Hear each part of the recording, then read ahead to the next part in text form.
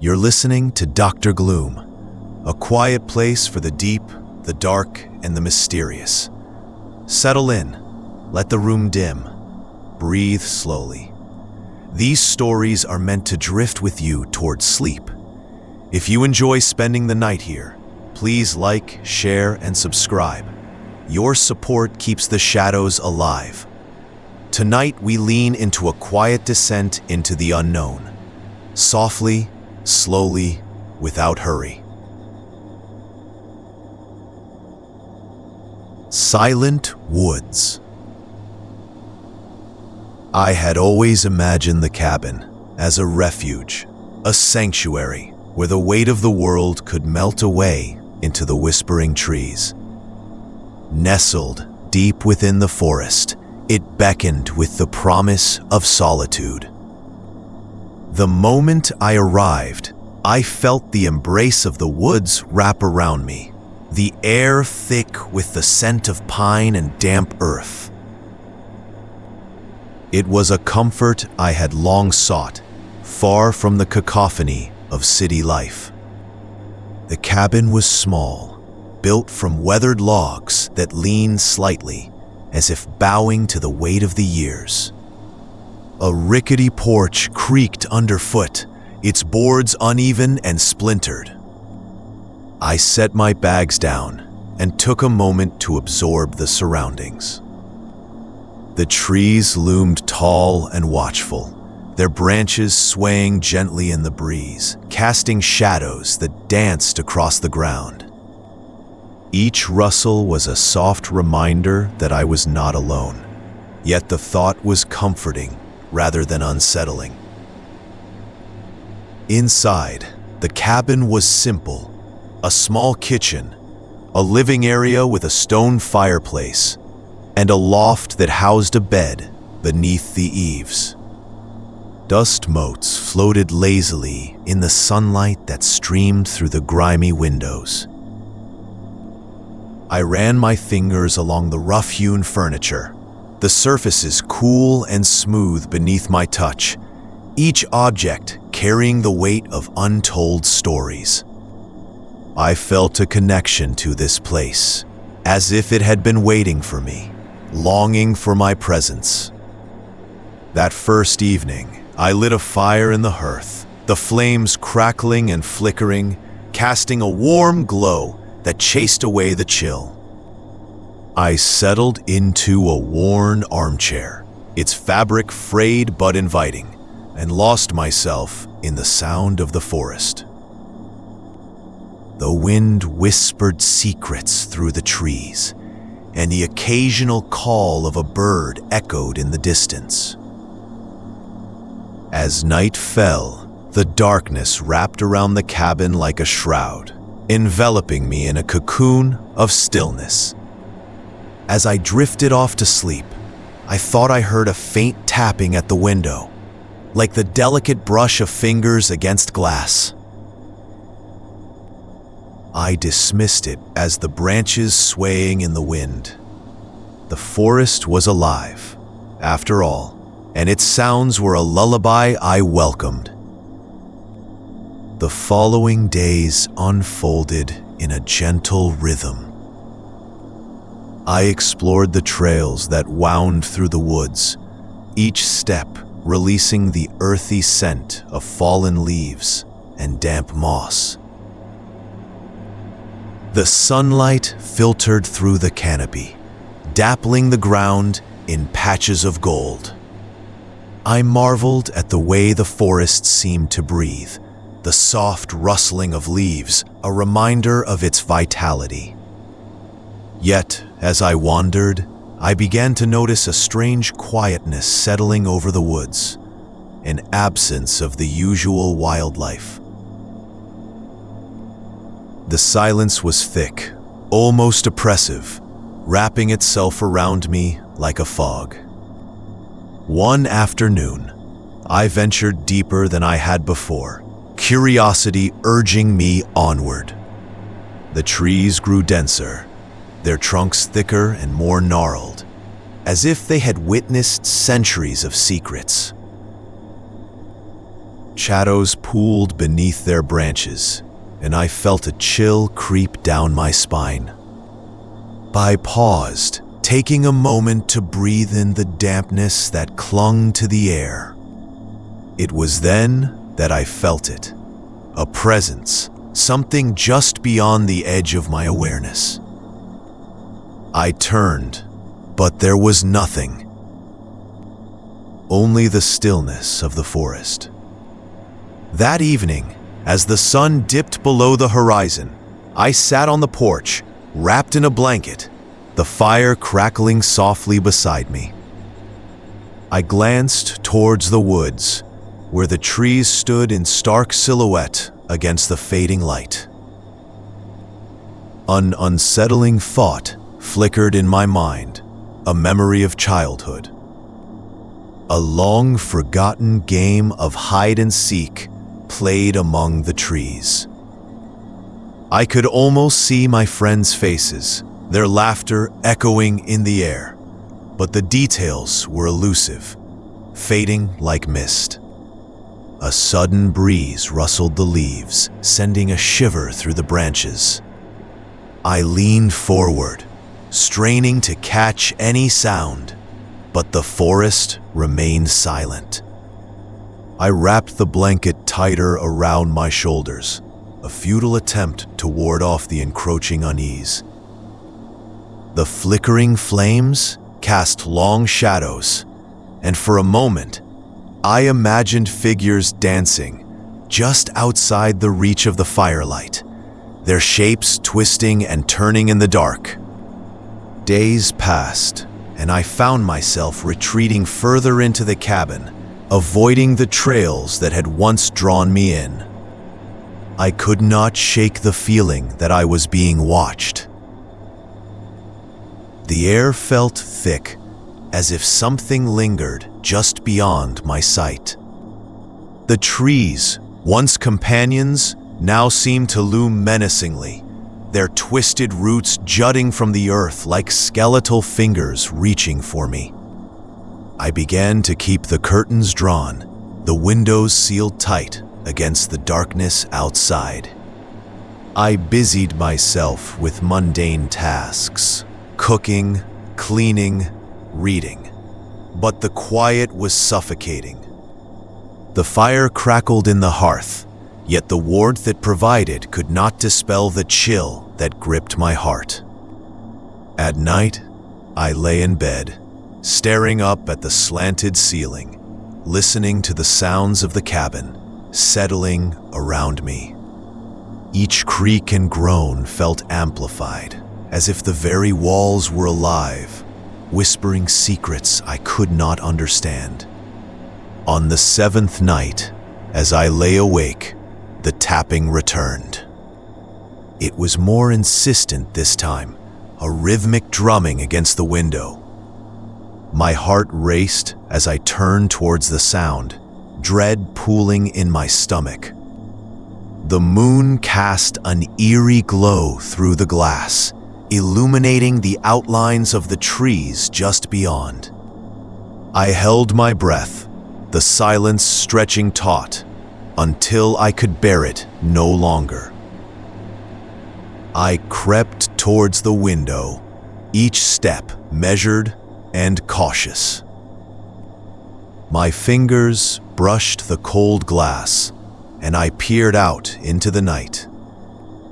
The forest was shrouded in shadows, but I could make out a figure standing among the trees. It was indistinct, a mere silhouette against the moonlit backdrop, yet I felt its gaze upon me, penetrating and knowing. The air grew colder, and I stumbled back, retreating into the safety of the cabin. That night, sleep eluded me. I huddled beneath the covers, the weight of the blanket a fragile barrier against the encroaching dread. The tapping persisted, a soft but relentless reminder that I was not alone. It morphed into a whisper, a voice just beyond comprehension, urging me to listen, to come outside. I pressed my hands over my ears, willing it to stop, but the sound seeped through, curling around my thoughts like smoke. In the morning, I ventured outside, the cabin feeling more like a prison than a sanctuary. I stepped onto the porch, the wood creaking beneath my weight, and drew in a deep breath. The forest was still, but the air was charged, as if something had shifted overnight. I walked to the edge of the trees, peering into the depths of the woods, but there was nothing. No sign of the figure, no trace of the whispers. Yet, as the day wore on, I felt an inexplicable pull to return to that spot. The sun hung low in the sky, casting long shadows that stretched like fingers across the ground. I stepped carefully, the forest floor soft beneath my feet. Each step felt heavy, as if the earth itself was resisting my presence. The quiet deepened, and I could hear my own heartbeat, steady and insistent, a metronome against the stillness. As I reached the place where I had seen the figure, an overwhelming sense of déjà vu washed over me. The trees parted slightly, revealing a small clearing, and in its center stood a stone, a flat, smooth surface that seemed out of place among the rough bark and twisted roots. I approached, drawn in by an unseen force. The air. Whispers on the airwaves. In the soft embrace of twilight, the world outside my window began to dissolve into a haze of muted colors. The sun, heavy with its descent, painted the sky with strokes of lavender and faded gold. I settled into my old armchair, its fabric worn and familiar beneath my fingertips, the scent of faded leather and dust wrapping around me like a fragile cocoon. This chair had cradled many of my solitary evenings, a refuge from the encroaching darkness that lurked just beyond the glass. My small living room was cluttered with the remnants of a life spent in quiet isolation. Bookshelves leaned under the weight of stories and forgotten knowledge, their spines faded and dog-eared. A small, cracked radio sat on the corner table, its surface cool and smooth against the warmth of my palm as I reached to switch it on. The crackle of static filled the air, a familiar sound that beckoned me into a world beyond my own. I had always been drawn to the radio, entranced by the way it could conjure voices from the ether. As a child, I would sit for hours, my ear pressed against the speaker, listening to the spectral sounds that drifted through the airwaves. Sometimes, I would imagine them as whispers from the past, echoes of lives long extinguished, lingering like shadows in the spaces between the notes. Tonight, the static felt different. It was heavier, as if thickened by the weight of unspoken words. I adjusted the dial, searching for clarity among the noise. As I turned, the familiar hiss morphed into a series of sharp, jarring tones, rhythmic and deliberate. It was a pattern that tugged at something deep within me, a call that felt both haunting and oddly comforting. I leaned closer, the light from the window spilling across the surface of the radio, illuminating the dust motes that danced in the fading light.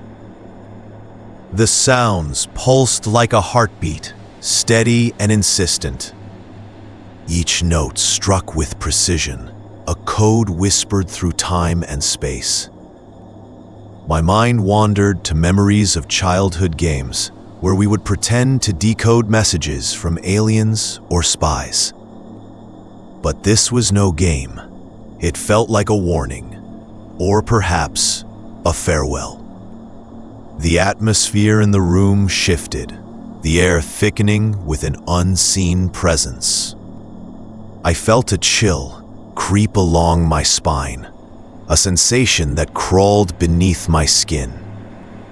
I tried to shake it off, telling myself it was just the evening chill settling in. But there was something disquieting about the way the radio continued its relentless pulse. The notes weaving together like a tapestry of sound, dark and intricate. I closed my eyes, allowing the rhythm to seep into my bones. Memories flickered, half-formed images of a summer long ago, of fireflies dancing in the twilight, of laughter that rang like bells in the air. I remembered the stories my grandmother used to tell, her voice warm and soothing as she wove tales of the old world. She spoke of spirits that lingered in the air, of messages carried on the wind. I always thought of it as fanciful, the ramblings of a woman who had seen too many winters.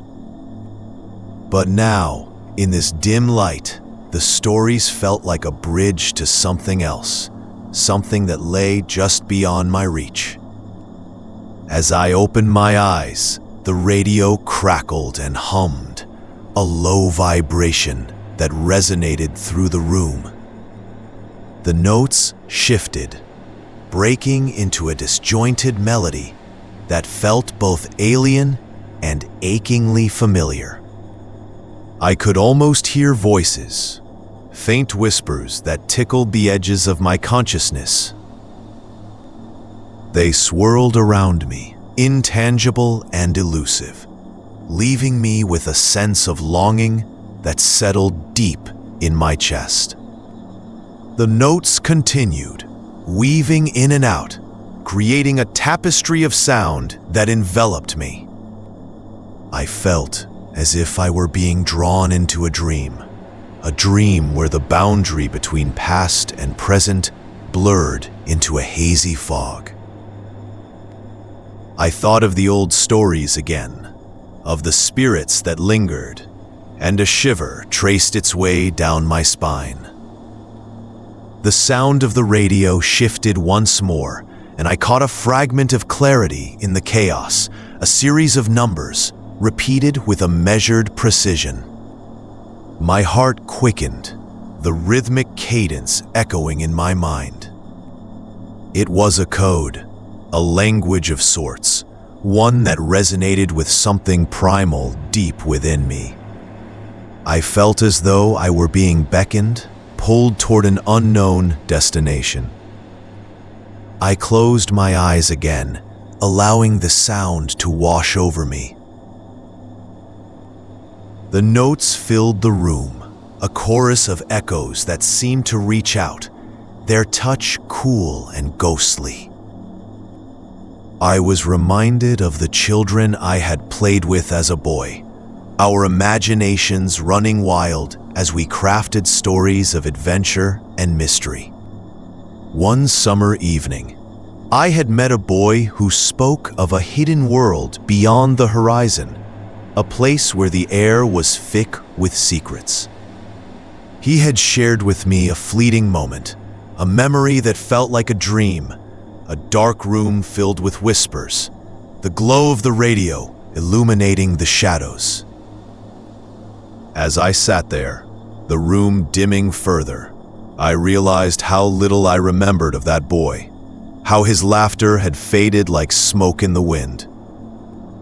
Had he ever existed, or was he a figment of my imagination?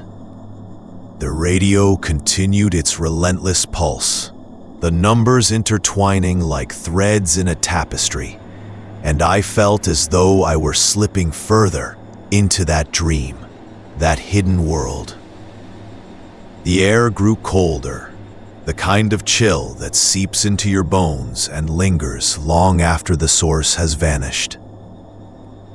The notes morphed into a haunting melody, a lullaby that wrapped around me, urging me to surrender to the darkness. I shivered, feeling the weight of something unseen pressing against my chest, an ancient presence that whispered of forgotten truths.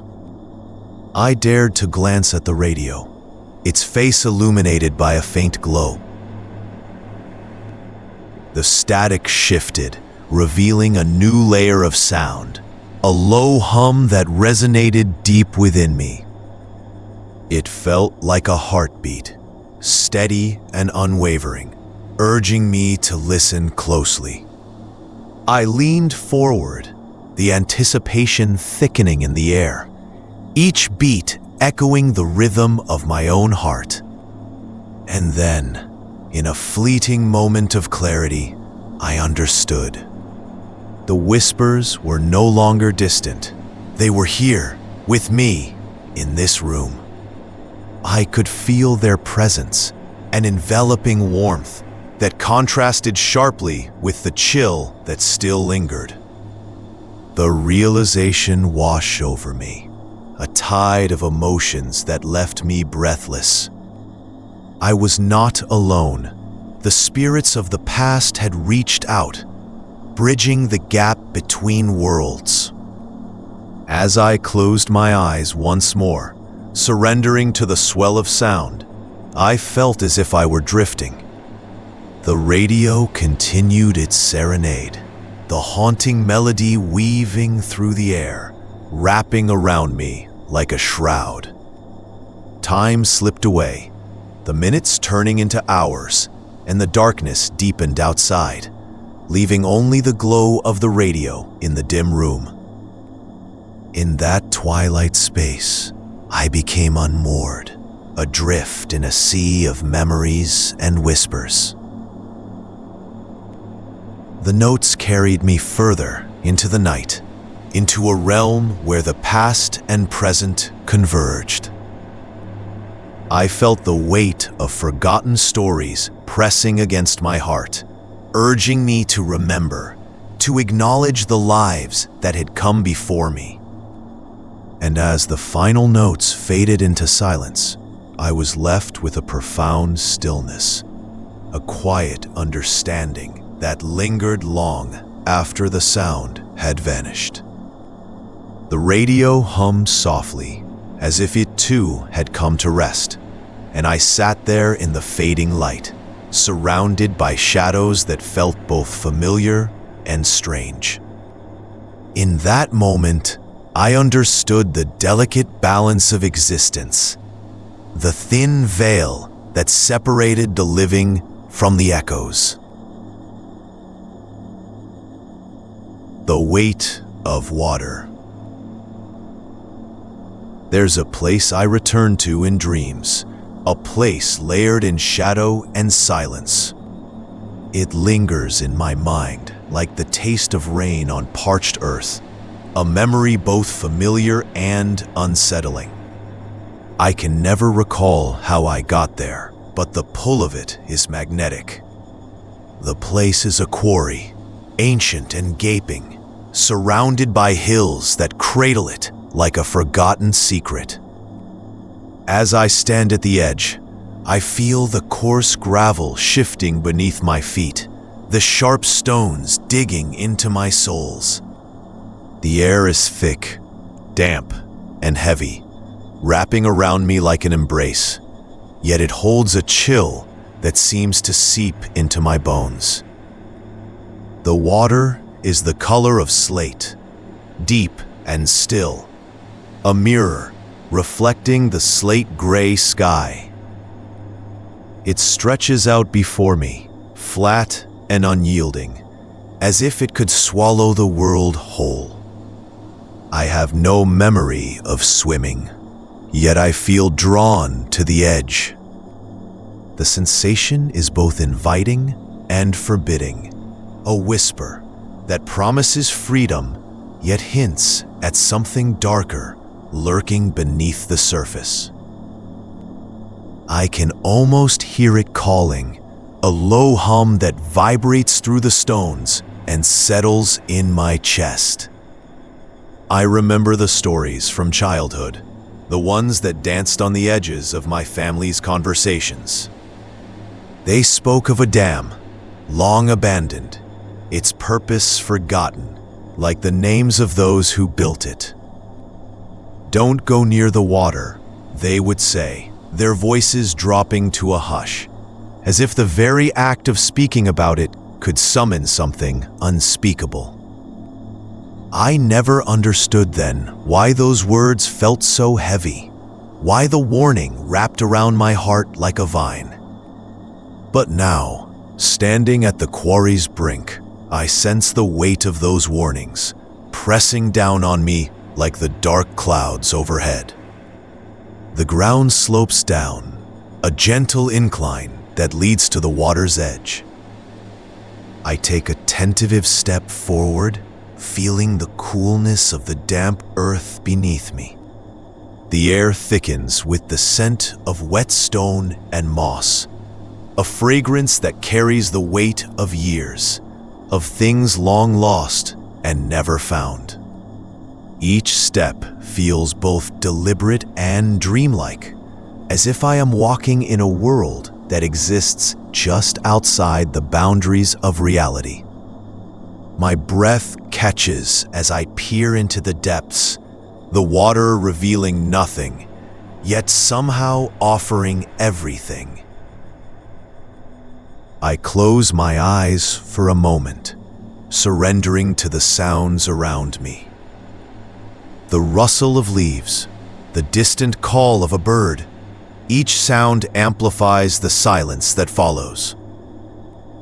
It is the silence of a place untouched by time, a realm where echoes linger long after their source has faded. I feel a presence, something that hovers just beyond the periphery of my awareness, watching and waiting. I shake the feeling off, convincing myself it's merely my imagination, but the weight in the air grows heavier, more palpable. A stone slips beneath my foot, sending a jolt of fear through me. I stumble, catching myself at the last moment, and look around to find no one but the trees, their branches swaying gently, as if they share a secret I'm not privy to. I wonder how many have stood here before me, gazing into the water, feeling the same trepidation grip their hearts. The thought makes the pit of my stomach twist with unease. As I linger, I catch a glimpse of something beneath the surface. It's fleeting, a ripple or perhaps a shadow, something that shouldn't be there. I lean closer, my heart pounding, and strain to see. The water churns, but only for a moment. I feel my breath hitch, caught between a desire to turn away and an urge to lean in further. The memories of childhood resurface, a tapestry woven with the threads of caution and curiosity. I recall a day spent at a nearby reservoir where the sun glimmered off the water like scattered diamonds. I had been with my friends, laughter spilling like sunlight as we splashed and played. But there was one moment, a fleeting instant, when I had strayed too close to the edge, my small feet slipping on the slick mud. The water had looked so inviting then, so warm and alive. A hand had grasped my arm, yanking me back before I could tumble in. I never saw who had saved me, a figure wrapped in the golden light of the afternoon. But I remember their voice, soft and soothing, echoing in my mind long after the sun dipped below the horizon. "Be careful near the water," they had said, their eyes twinkling with an unfathomable depth. I had nodded, half listening, caught up in the carefree moments of childhood. Now, standing at the quarry, I wonder if that person was more than just a passerby, if they had stepped from a realm beyond my understanding, warning me of what lies beneath.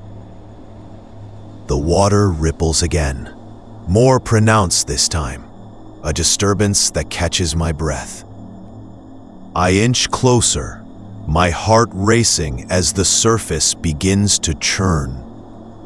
A face emerges, pale and ethereal, framed by the swirling water. It's there for a heartbeat, as fleeting as a thought, then gone. I stagger back, my pulse thrumming in my ears, the chill of reality creeping in. I blink, but the image lingers in my mind, haunting yet strangely familiar, like a half-remembered dream. The quarry seems to hold its breath, the silence heavy and expectant. I feel the weight of the world pressing down on me, the ground solid beneath my feet, yet somehow unsteady. I wonder what stories this place has swallowed, what souls have sought solace in its depths. The air grows thick with anticipation, an energy that hums just beneath the surface, urging me closer. I close my eyes again, the darkness behind my lids swirling with images, faces, places, echoes of laughter mingled with cries of caution. I feel a tether pulling at my heart, an insistent tug that beckons me to the water's edge. I'm caught in a dance between longing and fear, the two pulling me in opposite directions. In that moment, the world falls away. I am adrift in the space between breaths, suspended in a delicate balance. A whisper of wind brushes against my skin, and I feel a chill that reaches deep into my core. The quarry seems to sigh, its depths stirring as if awakening from a long slumber. I open my eyes to the water, staring deep into its heart, searching for that face, that connection. The water reflects my own wide eyes, staring back at me, but the image shifts, twisting into something else. I blink again, and the face reappears, a fleeting glimpse of recognition. It's there, and then it's gone, leaving me with a sense of loss that is both profound and empty. A part of me longs to step closer, to lose myself in that mirror of water. I feel the pull of it, an invitation wrapped in a shroud of mystery. But as I look into the depths, I remember the stories, the warnings whispered through generations. I am standing on the brink of something vast and unknown, a choice that trembles on the edge of my resolve. With a final glance at the surface, I take a step back, feeling the rough stones beneath my feet grounding me to the present. The water stills, the moment of chaos settling into a glassy calm, yet the weight of my decision hangs in the air like a specter. I turn away from the quarry, the chill of the water's depths lingering in my bones. A reminder that some places are meant to remain untouched, their secrets forever hidden beneath the still surface. As I walk away, I carry the echo of that face. The stillness of the museum. The museum stood like a sentry against the creeping dusk, its stone facade worn but dignified, each crack in the surface a whisper of stories long past. I had come to appreciate its quiet charm, the way the light faded into shadows that danced along the walls. My footsteps echoed softly on the polished floor, a rhythmic reminder that I was not alone, though the halls felt achingly empty.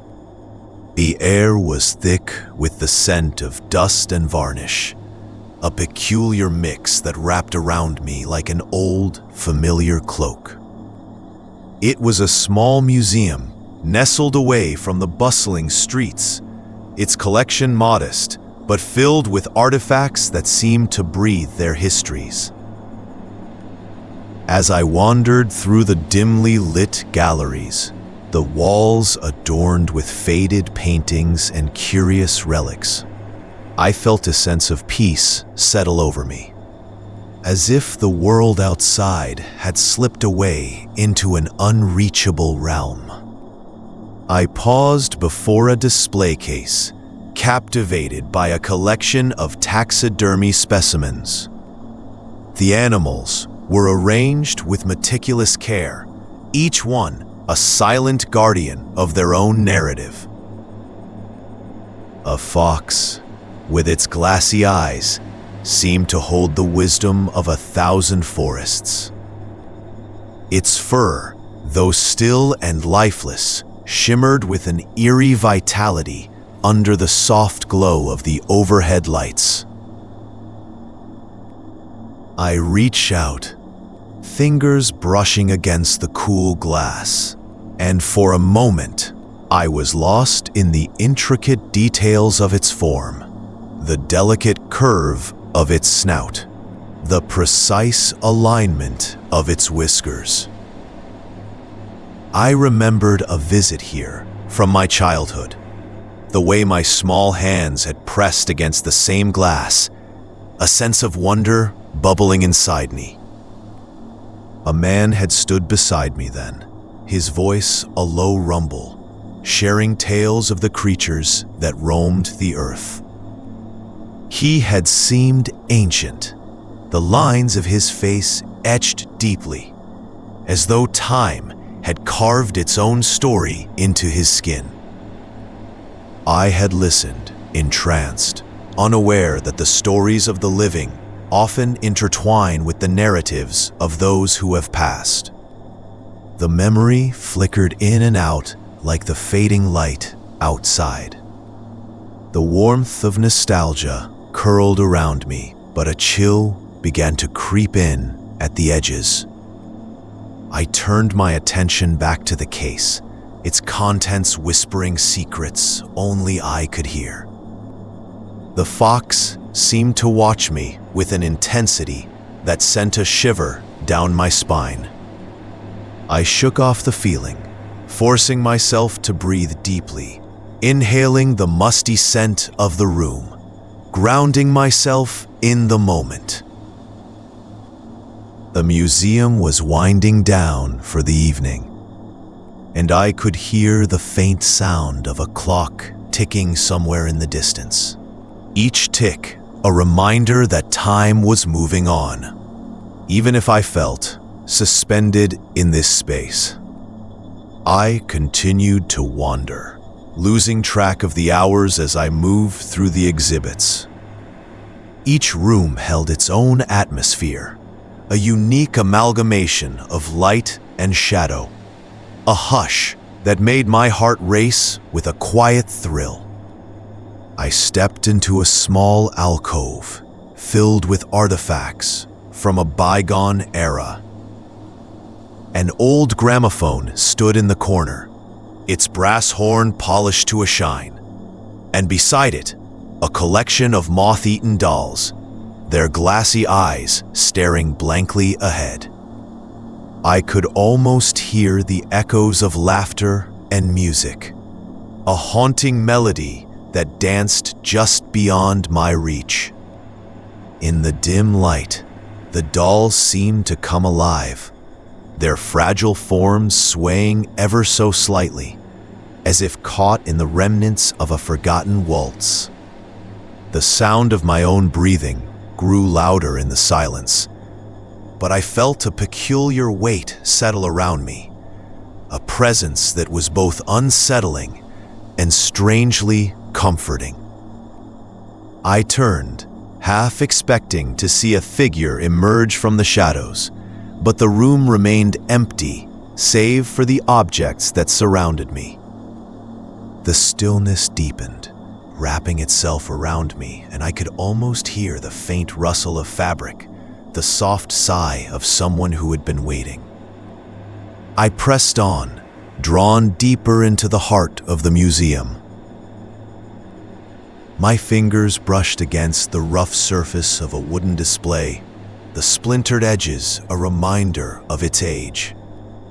Each step felt heavier now, as if the air itself had thickened, wrapping around me in an embrace that was both familiar and unnerving. The gallery opened up to a larger room, and I paused, captivated by the sweeping mural that adorned the far wall. It depicted a lush landscape, vibrant and alive, a stark contrast to the lifelessness that surrounded me. In the center of the room stood a grand glass case, housing a collection of exotic creatures, each one a masterpiece of artistry and decay. The light caught the iridescent feathers of a peacock, casting a shimmering hue across the floor. I marveled at the craftsmanship, the way the artist had captured the essence of life even in stillness. But as I leaned closer, a sense of unease settled in my stomach, a gnawing feeling that something was not quite right. A movement caught my eye, a flicker in the corner of the room. I turned slowly, half expecting to see the man from my childhood, the one who had shared his stories with me. Instead, I was met with a figure shrouded in shadow, their features indistinct but palpable. The figure remained still, as if waiting for me to acknowledge its presence. I felt my breath hitch in my throat, my heart pounding against my ribcage, an instinctive urge to flee clawing at the edges of my mind. But curiosity rooted me in place. The figure exuded a quiet strength, a familiarity that tugged at the corners of my memory. I stepped forward, drawn to the stillness it emanated. As I drew closer, the shadows began to shift, revealing a face etched with the wisdom of ages, the same face that had once told me tales of the creatures that now surrounded us. Recognition washed over me, and I felt the weight of understanding settle into my bones. It was not just a memory. It was a connection, a meeting of the past and present. I recalled the man's stories, the way he had brought life to the stillness, bridging the gap between the living and the dead. It all felt surreal, as if I were standing on the threshold of two worlds, the line between them blurred. Time stretched around us, the museum fading into a dreamlike haze. I felt the urge to speak, to ask questions that danced on the tip of my tongue, but words slipped away like grains of sand. Instead, I reached out, fingers brushing against the glass of the case beside us.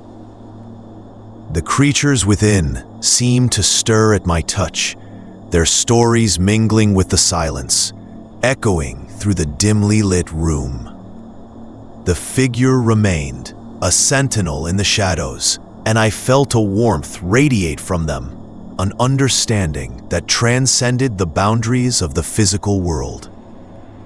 We stood together, the past intertwining with the present, the stories of the creatures enveloping us in a tapestry woven from threads of existence. As the last light of day slicked away, the museum transformed into a sanctuary of memories, each artifact a testament to lives lived and stories told. I felt a profound stillness settle over me, a sense of freedom in the quiet that enveloped us. The boundaries of time faded, and for a moment, I was no longer alone. I was part of a larger narrative, a continuity that transcended the limits of life and death. And then, as quickly as it had come, the presence began to fade, retreating into the shadows from whence it came. The figure smiled, a gentle acknowledgement, and I felt the weight of the moment linger long after they had vanished. I stood alone once more in the museum, the air thick with the echoes of countless stories, and as I turned to leave, the silent tower. There was a time when the bell tower loomed over our little village like a sentinel, its weathered stones steeped in memory and whispers. I remember the way the sunlight danced upon its crumbling facade, the tendrils of ivy spiraling up toward the heavens. It was my childhood playground, a world of secrets and shadows, where echoes lingered long after the last footstep faded into silence. My friends and I would race to the base of the tower, feeling the rough texture of the stone beneath our fingertips, the coolness of the surface contrasting with the warmth of our laughter. But there came a day when the laughter ebbed, leaving only the heavy silence in its wake. A storm had rolled through the night before, dark clouds swirling ominously above, clashing like titans. In the early light, we ventured back to the tower, a curiosity gnawing at us. The air was thick, charged with an unnameable tension, and we stepped cautiously, as if the ground itself might shift beneath us. The door, usually ajar, stood resolute against our touch. It was odd. It had never been locked before. As I pressed my palm against the rough wood, a chill ran up my arm, a reminder of the secrets that lay beyond. My friends, with their nervous laughter, coaxed me to find another way in, but something inside me hesitated, tethered to the memory of warmth that had always surrounded the tower. As we wandered the perimeter, I noticed something unusual. The old stained glass windows, once vibrant with hues of red and blue, appeared dulled, their colors muted and lifeless. It was as though the sun itself had turned its back, casting the tower in a perpetual twilight. The wind whispered through the trees, a soft sigh that seemed to urge me on, though I felt the weight of something watching from above. It was then that I remembered a story my grandmother had told me, a tale of a woman who had once rung the bells at dawn, a keeper of time and secrets.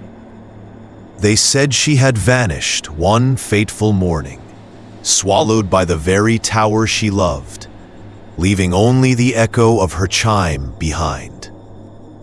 The tale settled in my mind like a stone, heavy and unmoving. We returned to the village square, the tower casting a long shadow over us. My friends drifted away, their laughter fading like the colors of the glass. But I lingered, drawn to the tower as if it were a magnet. I could see the stones shifting slightly, almost breathing. The air thickened around me, and I felt a strange pull, an invitation wrapped in the scent of damp earth and moss. Days turned into weeks, and I found myself wandering back to the tower, drawn by an unseen thread. Each time, the door remained shut, but I would stand before it, tracing the outlines of the carvings etched into the wood. The symbols danced in my mind, old and familiar, yet foreign, like a forgotten dream resurfacing just out of reach. One evening, as dusk settled over the village, I arrived to find a figure standing at the base of the tower. She was cloaked in shadows, her features obscured, yet there was a warmth to her presence that pulled me closer. The air around her shimmered, a delicate glow against the encroaching night. I stepped forward, heart thrumming in my chest, curiosity overtaking the remnants of fear. She spoke of the bells, of their songs weaving through time, echoing the joys and sorrows of the village. I felt a deep resonance, as if she understood every thread of my being, every flicker of my heart. I listened, enraptured, as the shadows danced around us, the darkness enveloping the world beyond the tower. In her presence, I felt unmoored, floating between worlds. She told me stories of the villagers long gone, of the laughter that had once filled the square, now just a memory echoing against the stones. I felt a longing swell within me, a yearning for the past, for the laughter that had once been my own. As the night deepened, the weight of her gaze shifted, becoming heavier. The air grew thick with something unspeakable, a tension coiling around my throat. I asked her about the bells, their silence, their absence. She smiled, a gentle curve of her lips that sent a shiver racing down my spine. "They wait," she whispered, her voice barely a breath against the wind. "They wait for the one who can set them free." I could feel the pulse of the tower beneath my feet, a heartbeat echoing in time with my own. I stepped closer, entranced, the door behind me fading from my awareness.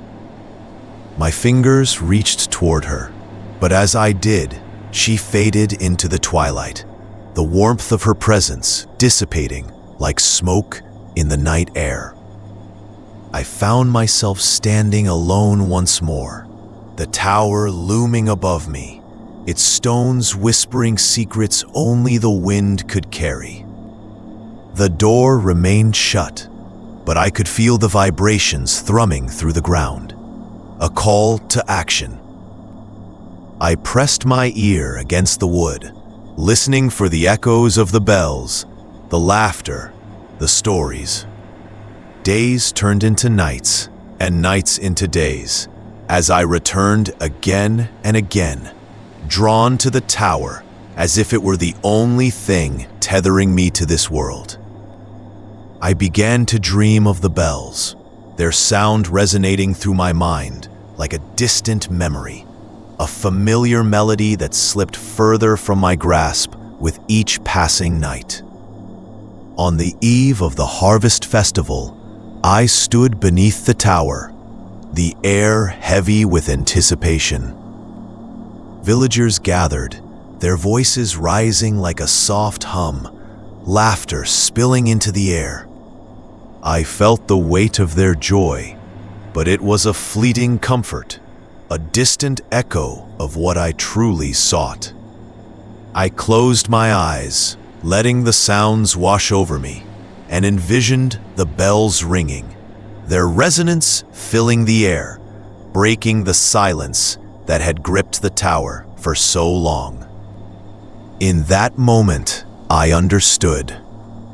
I was the keeper of the silence, the one who could unlock the tower's heart.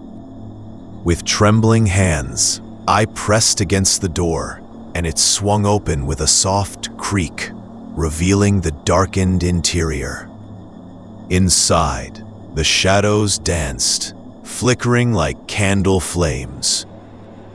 I stepped forward, drawn deeper into the darkness, the stones cool beneath my fingers. I could feel the weight of time pressing against me, the echoes of the past waiting to be released. In the center of the room, I found the old bell, its surface tarnished yet regal, gleaming in the half-light. I reached out, fingers brushing against the cold metal, and in that moment, I felt it, a pulse, a connection. The memories flooded back, the laughter of children, the warmth of sunlight, the stories of a village, woven into the very fabric of the tower. As I grasped the rope, a warmth enveloped me, and I pulled down, the sound breaking free like a dam bursting. The first chime rang out, a haunting melody that echoed through the tower, reverberating off the walls, filling the air with life. One by one, the bells joined in, their voices rising like a choir, weaving through the shadows. The vibrations thrummed in my bones, and I felt a sense of freedom, a release from the weight of silence that had bound the tower for so long. But as the last notes faded into the stillness, a shiver ran down my spine. The shadows began to swirl, coalescing into a form I recognized. The woman emerged, her smile now tinged with something darker. Silent roads.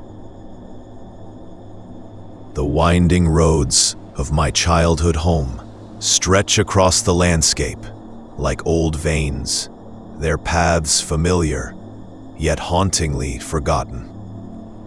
I return each autumn, drawn by an invisible thread, to the hushed town that cradled my youth. The air, crisp with the scent of damp earth and decaying leaves, fills my lungs as I drive through the hollow streets, each turn conjuring memories of laughter and whispers. Yet now, the laughter seems like a distant echo, muffled and lost beneath layers of time.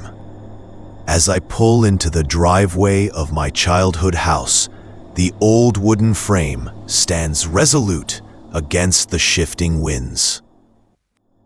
The paint has peeled away, exposing the wood's gnarled texture, and I can almost hear the creaking whispers of the past. I step out of my car, the gravel crunching beneath my feet, and the familiar chill creeps up my spine. It's the kind of cold that seeps into your bones, making you aware of each breath, each heartbeat. Inside, the air is stale, heavy with the dust of years gone by.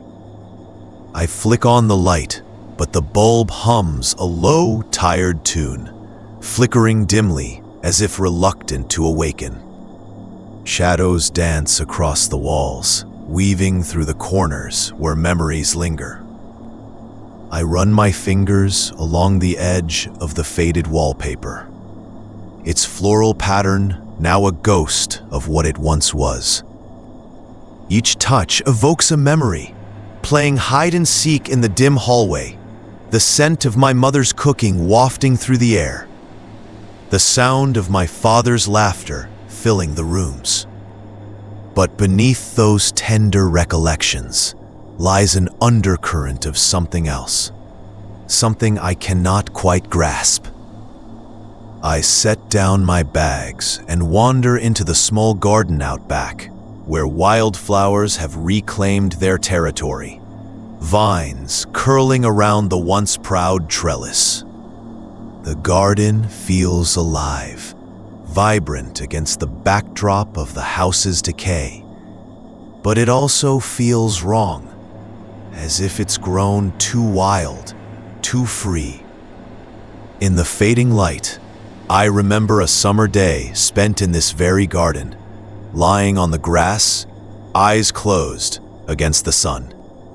I had awoken to find a stranger sitting beside me, an old man with kind eyes and a weathered face. He spoke of the town, of its secrets and stories, of how the silence could be comforting but also lonely.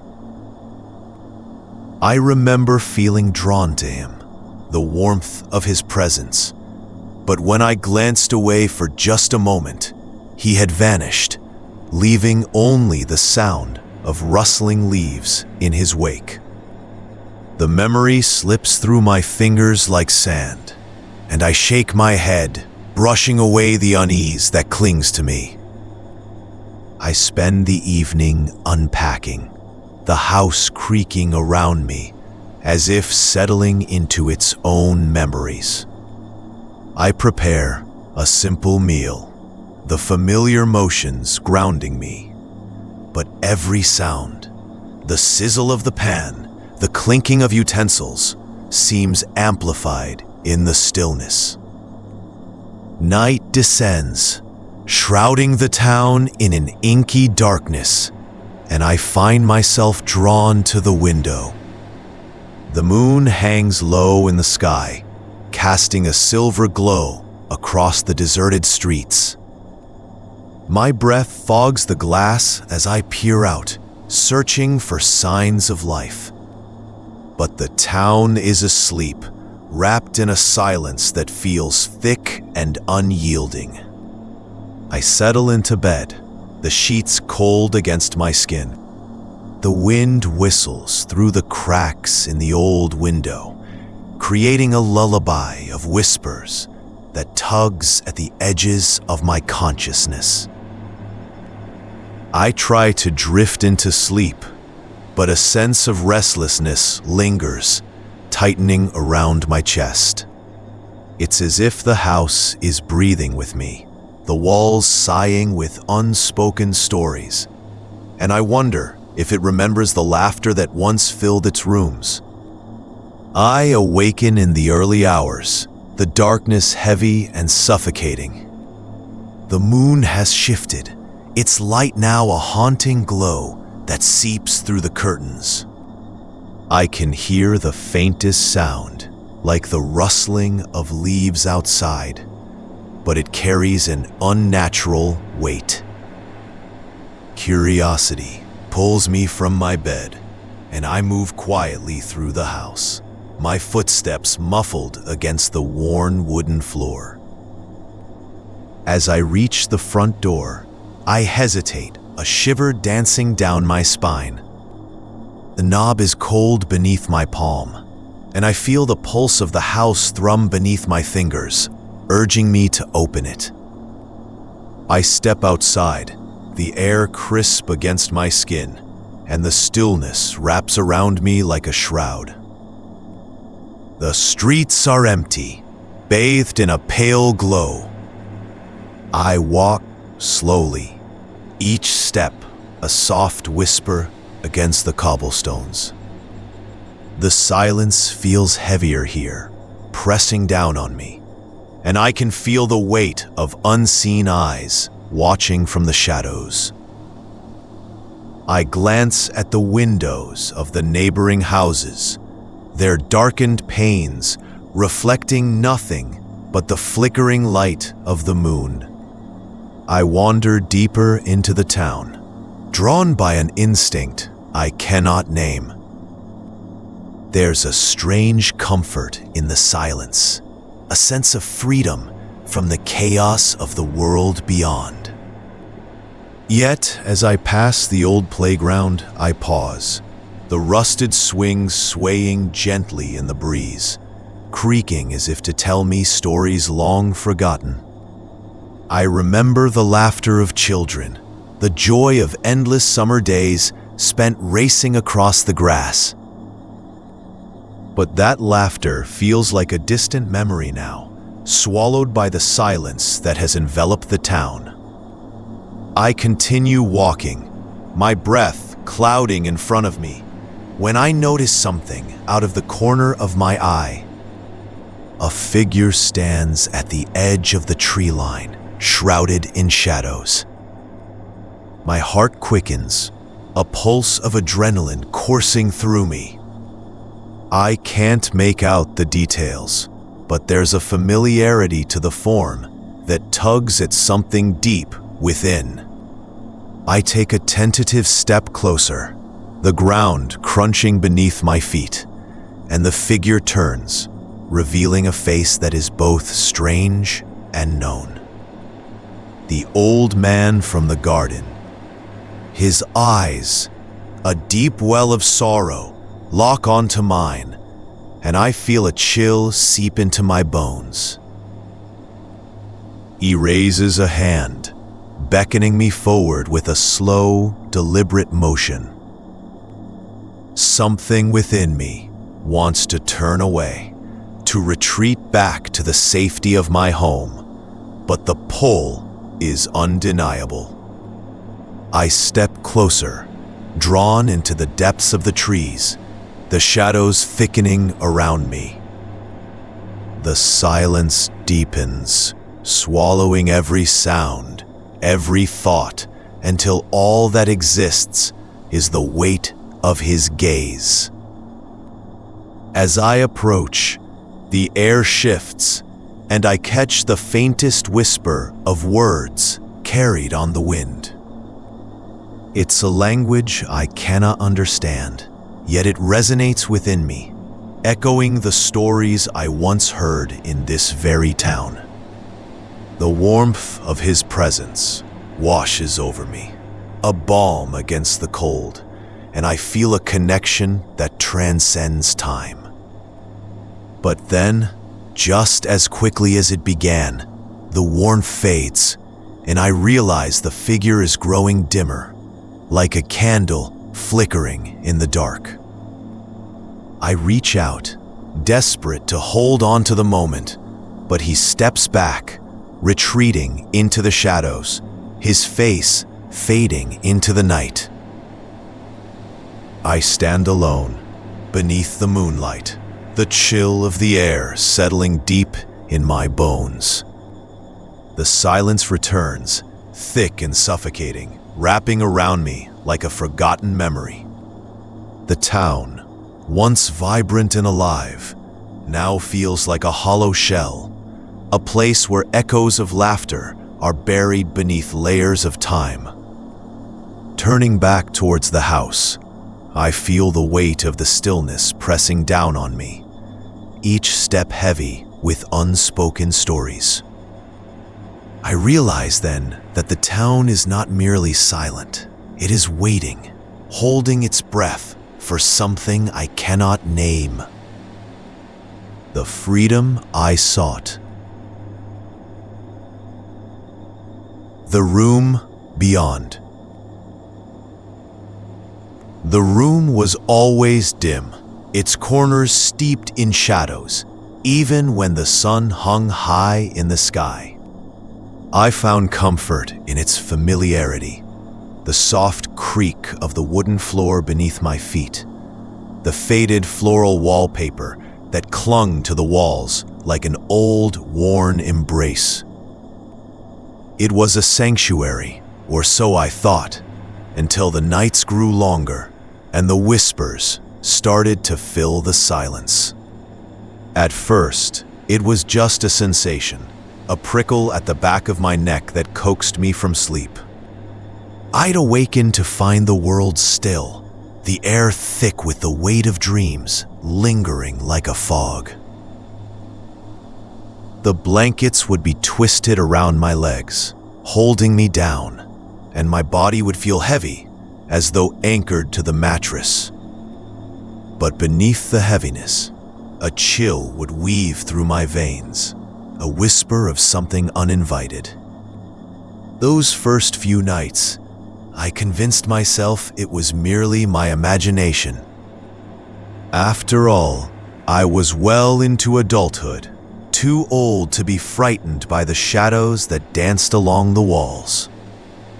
I would lie still, breathing evenly, focusing on the familiar sounds of the house settling, the distant hum of the world beyond my window.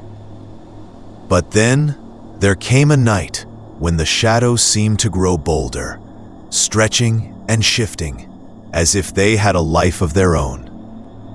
I could feel the air change, thickening with a presence that made my heart race. I lay still, staring into the dark, every nerve in my body screaming for me to move, to escape. Yet the weight held me fast, binding me to the bed. And there, in the gloom, I caught the flicker of movement, a figure, indistinct yet palpable, standing at the foot of my bed. I couldn't see its features, but I could feel its gaze piercing through the darkness, an intensity that made my skin prickle and my breath hitch in my throat. I wanted to scream, to call for help, but the silence wrapped around me like a shroud, muffling my voice before it could escape. The nights grew longer as the figure lingered, each encounter stretching the limits of my sanity. I began to dread the approach of dusk, the shadows creeping into my sanctuary. I recalled childhood tales of beings that visited the sleeping, tales whispered in the dim light of a flickering lantern, the kind that sent shivers down my spine even then. I had always dismissed them, an adult's bravado allowing me to ignore the truth woven into those stories. Yet now, I felt the echoes of those fears reverberating in the hollows of my mind. On one particularly oppressive night, the figure shifted closer, a dark silhouette against the muted light filtering through the window. I could almost discern the outline of its form, a wraith-like presence that seemed to pulse with an energy all its own. It felt as if it were searching for something, and in that moment, I understood that it was not just watching, it was waiting. I tried to remember the last time I'd felt truly free, the last time I'd floated in that blissful state of sleep without a weight upon my chest. A memory eluded me, slipping through my fingers like smoke. I thought of the summer nights as a child, lying beneath the stars, the cool grass beneath my skin, the sound of laughter echoing in the distance. I could almost taste the freedom of those nights, but it felt like a dream now, far removed from the cold grip of reality. With each passing night, my resolve began to erode. I would stay awake, desperate for the dawn, feeling the hours stretch into an eternity. I would clutch the sheets tightly, as if that could shield me from whatever lurked in the depths of my room. I tried to convince myself that this was all in my mind, a trick of fatigue and the weight of adulthood pressing down on my spirit. But the figure remained, a constant reminder of my unrest. One evening, as the sky darkened and the room fell into silence, I felt a shift. The air crackled with anticipation, and I knew, deep down, that it would not be long before I faced it again. As I lay there, The shadows crept closer, blending seamlessly into the fabric of my reality. I could feel my breath quickening, a surge of panic swelling within me as the familiar weight returned, pinning me to the bed. The figure materialized, standing at the edge of my bed with an intensity that made the hairs on my arms stand on end. This time, I was not afraid. Instead, I felt an odd sense of resignation, as if I were finally ready to confront whatever it was that had invaded my sanctuary. The air felt electric, and I focused on the figure, willing it to reveal itself. And then, in a moment that felt both eternal and fleeting, the shadows shifted, and I saw it clearly. It was not a monster, not a ghoul or a specter, but a figure that resembled someone I had known long ago. The resemblance was uncanny, the features blurred yet familiar, as though I were staring into a mirror of memory. I felt a sense of déjà vu wash over me, and as I looked deeper, I remembered. I was a child once more, lying on my bed, a friend sitting beside me. We spoke of dreams, of freedom, of the mysteries of the night. But there was an understanding now, a realization that washed over me like a tide. That friend had not been a mere figment of my imagination.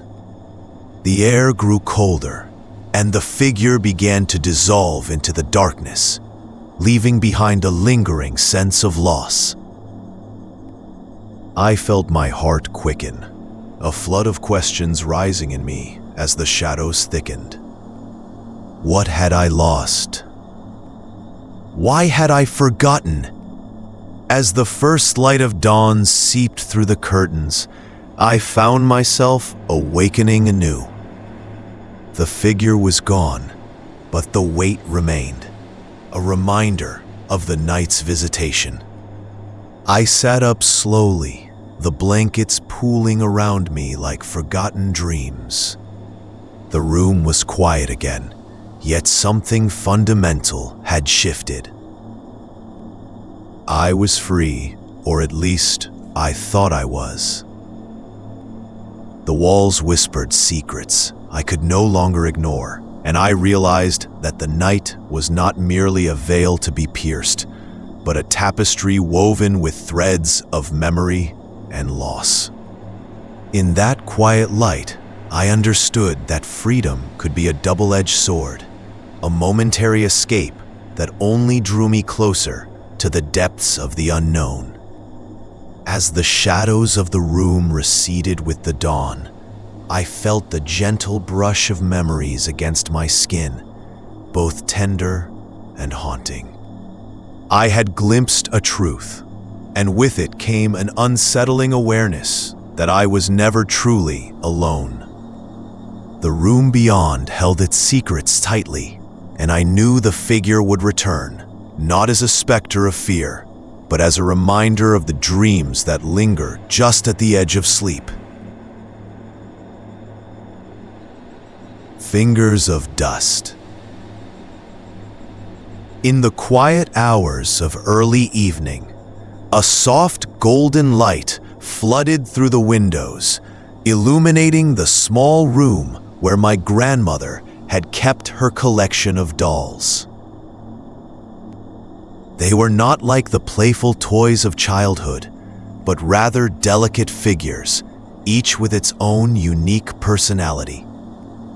Their glassy eyes seemed to watch me as I stepped inside, the stillness of the air wrapping around me like a thin veil. As a child, I had been drawn to this room, enchanted by the way the dolls stood poised on their wooden shelves, dressed in frayed fabrics and adorned with intricate lace.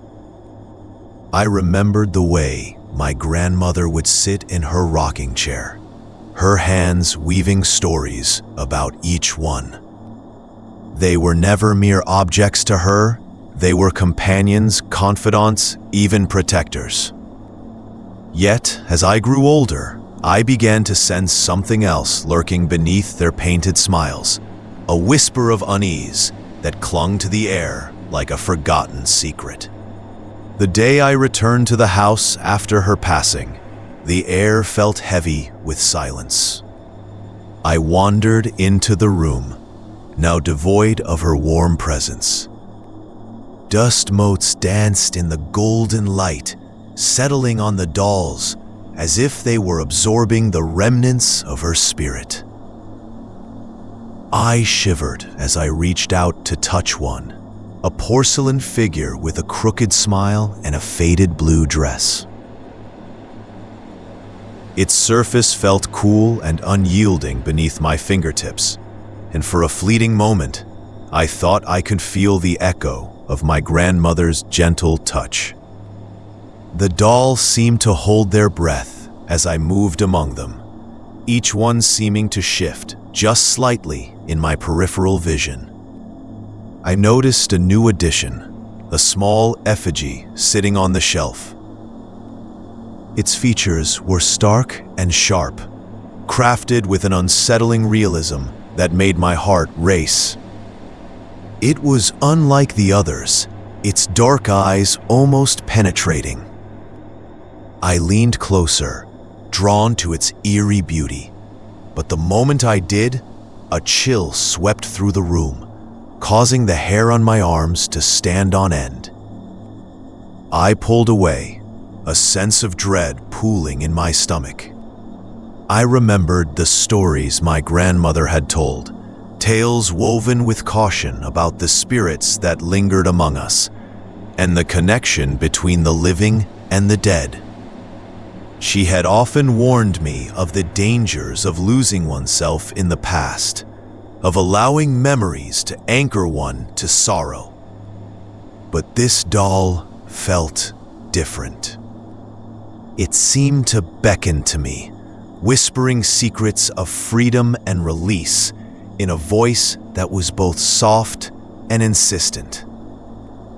As I sat on the edge of the bed, the room shifted subtly, the light outside fading into shadows. I glanced at the dolls again, their expressions appearing to change as I watched. The one with the crooked smile now seemed almost sad, its eyes glistening in the dim light. I felt a pull towards it, an urge to understand its story, to hear the echoes of my grandmother's voice wrapped around the threads of its being. In that moment, the air thickened, and the familiar scent of lavender filled the room, as if my grandmother was there beside me, weaving her magic once more. I closed my eyes, allowing the fragrance to wash over me, and I felt the walls of the room begin to fade, the boundaries of time slipping away. I was no longer just a visitor in this space. I was a part of it, intertwined with the stories of the dolls. Suddenly, I was drawn back to the effigy, its gaze locking onto mine with an intensity that stole my breath. I could feel its energy, thrumming through the air, a pulse that resonated with something deep within me. I reached for it, my fingers brushing against the rough texture of its crafted surface. The moment I made contact, a jolt of warmth surged through me, filling the empty spaces of my heart. Memories flooded in, a day spent in the garden, my grandmother's laughter ringing like a melody in the sunlit air. I could see her, the way her hands moved as she spoke of life and loss, the way she had taught me to cherish the delicate balance between joy and sorrow. But there was something darker lurking in the corners of those memories, an unspoken truth woven into the fabric of our lives. The effigy seemed to unravel those threads, exposing the rawness of grief, the freedom that lay in accepting what was lost. As I sat there, time felt as if it had stretched into infinity. The dolls watched silently, their expressions softening as if understanding my turmoil. I could almost hear the whispers of forgotten conversations, the echoes of my grandmother's words urging me to let go, to embrace the freedom that came with acceptance. The room swayed gently, as if cradling me in its embrace, the shadows casting shapes that danced along the walls. With each breath, the weight of the past began to lighten. I felt the dolls around me shift, their energy pulsating in sync with my own. I could sense their stories intertwining with mine, a tapestry woven from threads of love and loss. The effigy, once a source of fear, now radiated a warmth that filled the room, drawing me into its depths. I closed my eyes, surrendering to the sensations that enveloped me. The smell of lavender grew stronger, and I could almost hear my grandmother's voice guiding me through the shadows. I felt a release, as if the pain of losing her was being gently lifted, leaving behind a sense of peace I had long sought. As the last rays of sunlight slipped away, the room settled into a comforting twilight. As the last rays of sunlight slipped away, the room settled into a comforting twilight. The dolls stood vigil, guardians of memories that would never fade.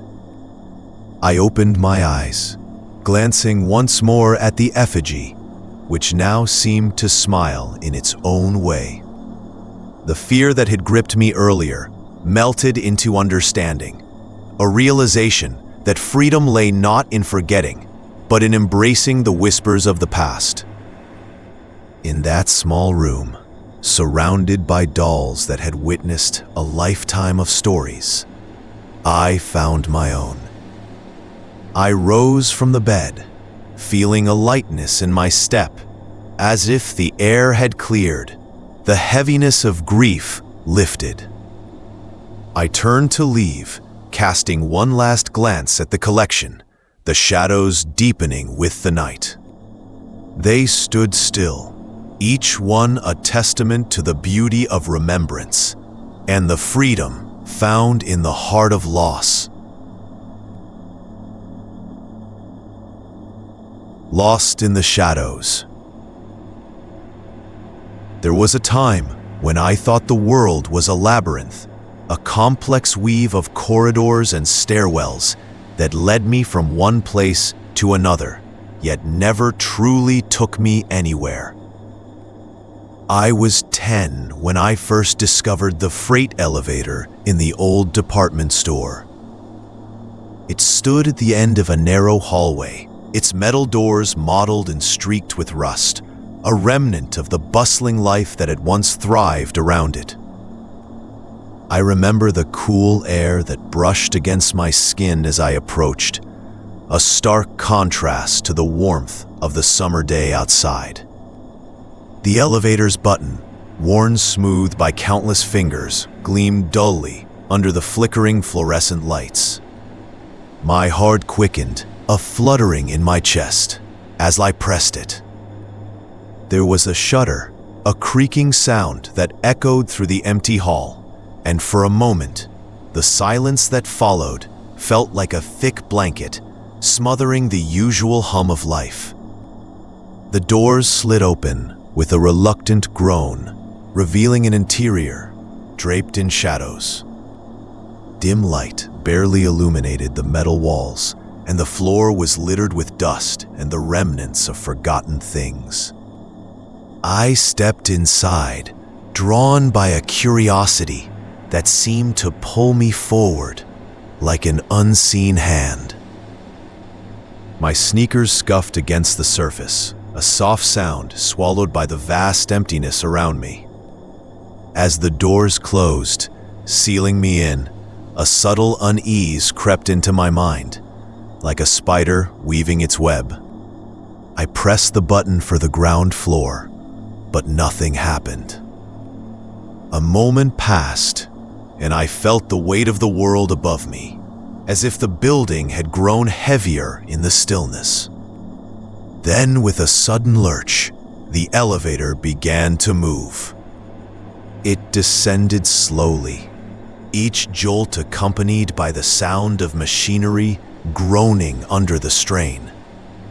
I could feel the air thickening, pressing in around me.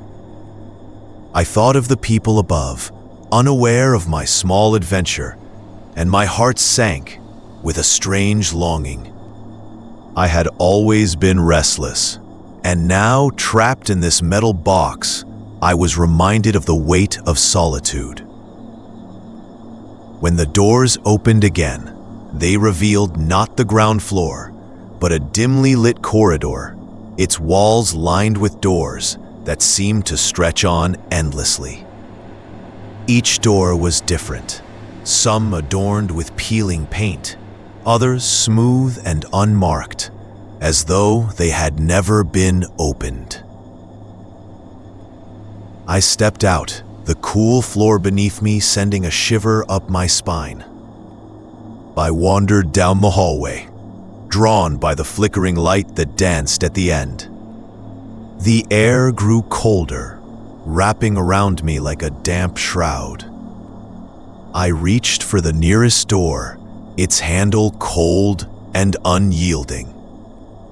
I hesitated, sensing the weight of countless stories held within. Something stirred within me, a whispering echo of childhood tales spun by my grandmother, stories of the unseen and the lingering. When I finally turned the handle, the door creaked open, revealing a small room, the air thick with dust motes that floated lazily in the dim light.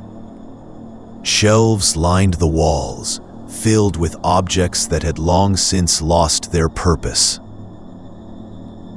A broken clock lay on one shelf, its hands frozen in time, while a faded photograph hung crookedly beside it, capturing a moment that felt suspended in eternity. I stepped inside, curiosity pulling me deeper into the room. My fingers brushed against the dusty surfaces, tracing the outlines of forgotten things, an old toy, a cracked mirror, and a book with pages yellowed by time. I could almost hear the whispers of laughter and life echoing around me, the joyous abandon of children who once played here. But as I turned to leave, something caught my eye. A door at the far end of the room stood ajar, its frame dark and inviting. It seemed to beckon me, promising secrets yet untold. My pulse quickened, and though every instinct urged me to turn back, I felt compelled to step closer. As I approached, the air shifted, a chill racing down my spine. I could hear the faintest sound, a soft rustling, like leaves stirred by a gentle breeze.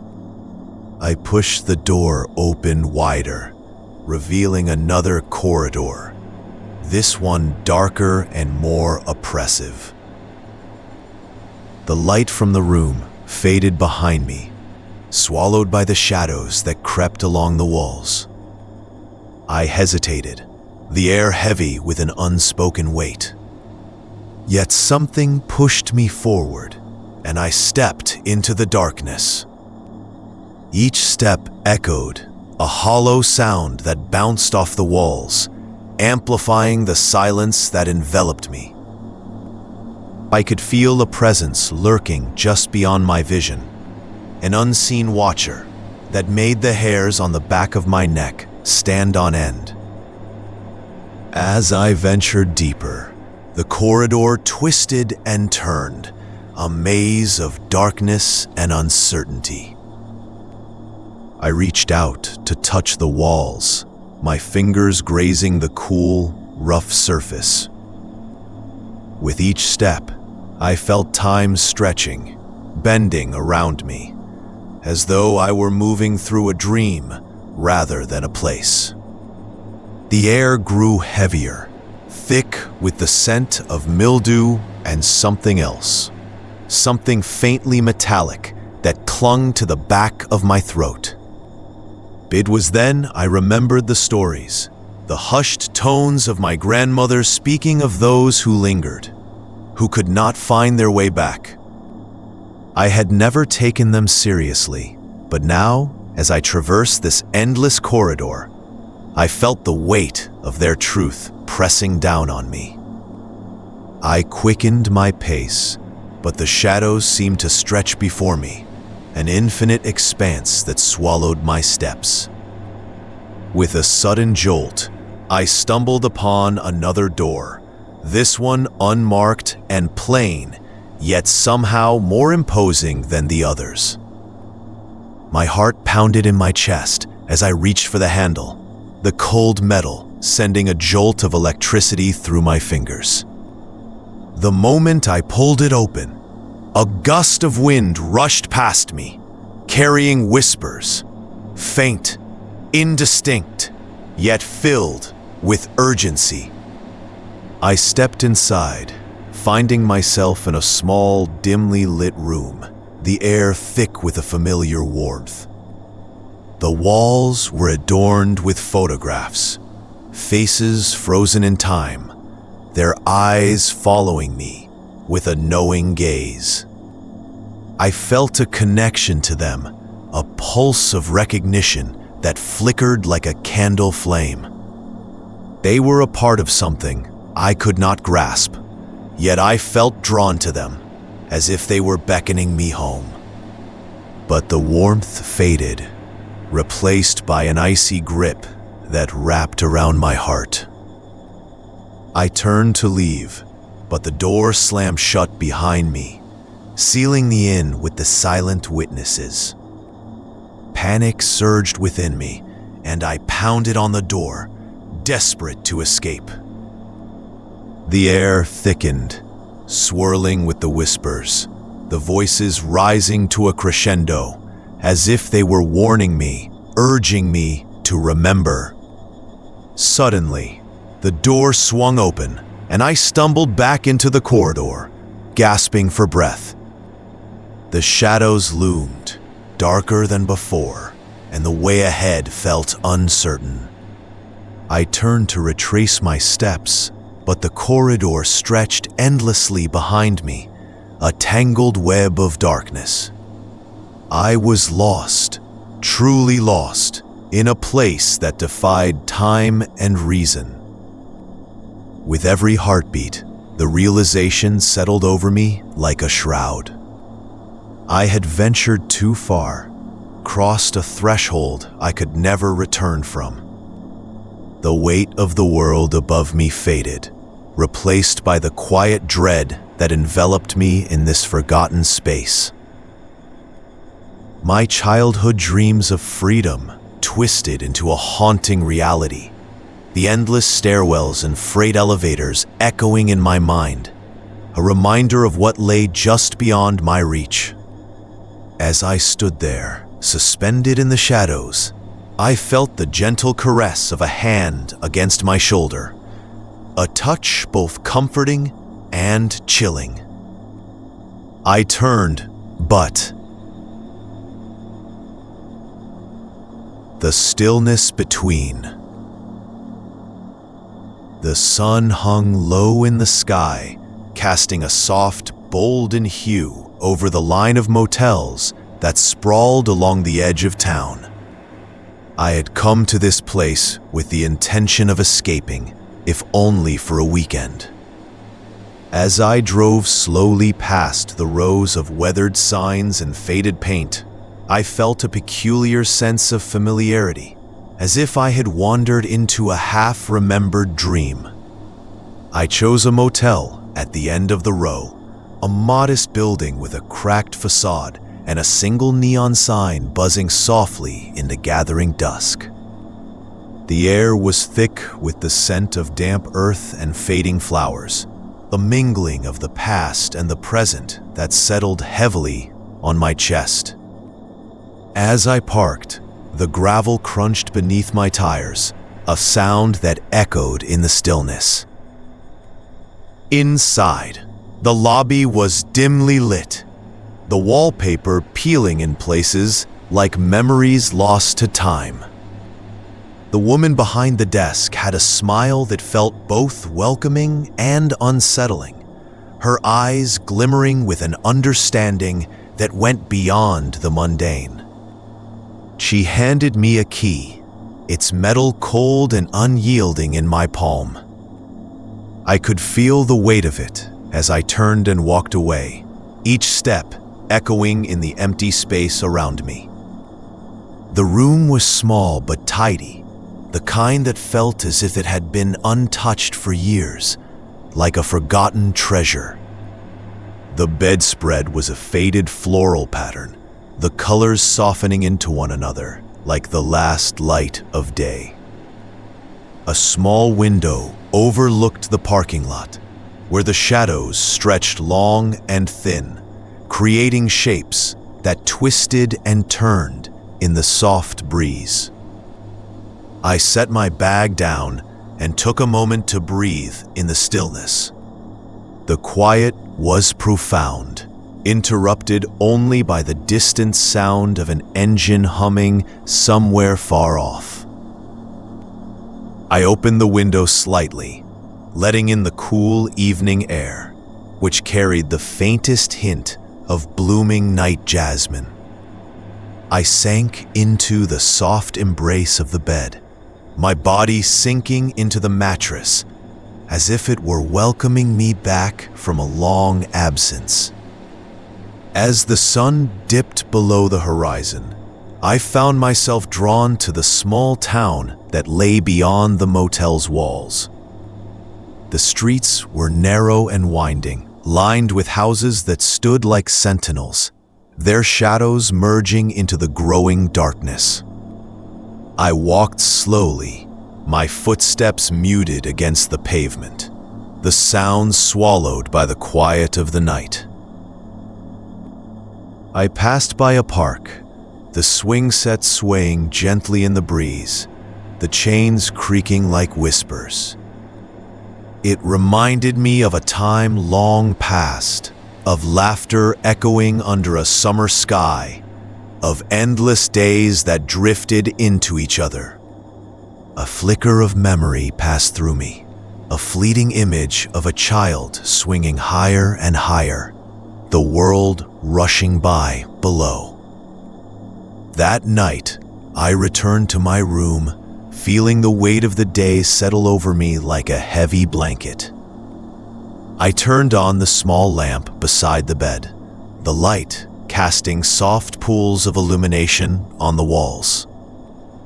Shadows danced with the flickering glow, twisting into shapes that felt alive. It was then that I noticed the small painting hanging above the desk, a landscape of rolling hills and a winding road leading to nowhere. The road felt familiar, yet strange. I found my gaze lingering on it, the colors swirling like thoughts half-formed. A chill swept through the room, an unexpected draft that sent shivers down my spine.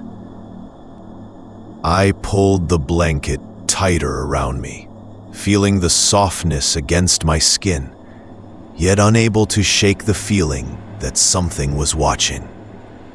Sleep came slowly, my dreams a murky mix of faces and places I could not place. I wandered through rooms filled with laughter and echoes of a childhood I barely remembered, each turn bringing with it a sense of longing. I could almost hear the whispers of those who had come before, their voices drifting through the haze of my mind. When I awoke, the sun had barely risen, casting pale rays through the window. I felt an urgency, as if the day held secrets I needed to uncover. I dressed quietly, the floor cool against my bare feet, and stepped outside into the crisp morning air.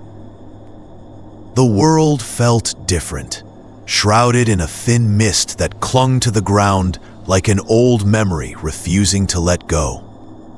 As I wandered through the town again, I noticed how the streets seemed to shift and change, leading me to places I hadn't noticed before.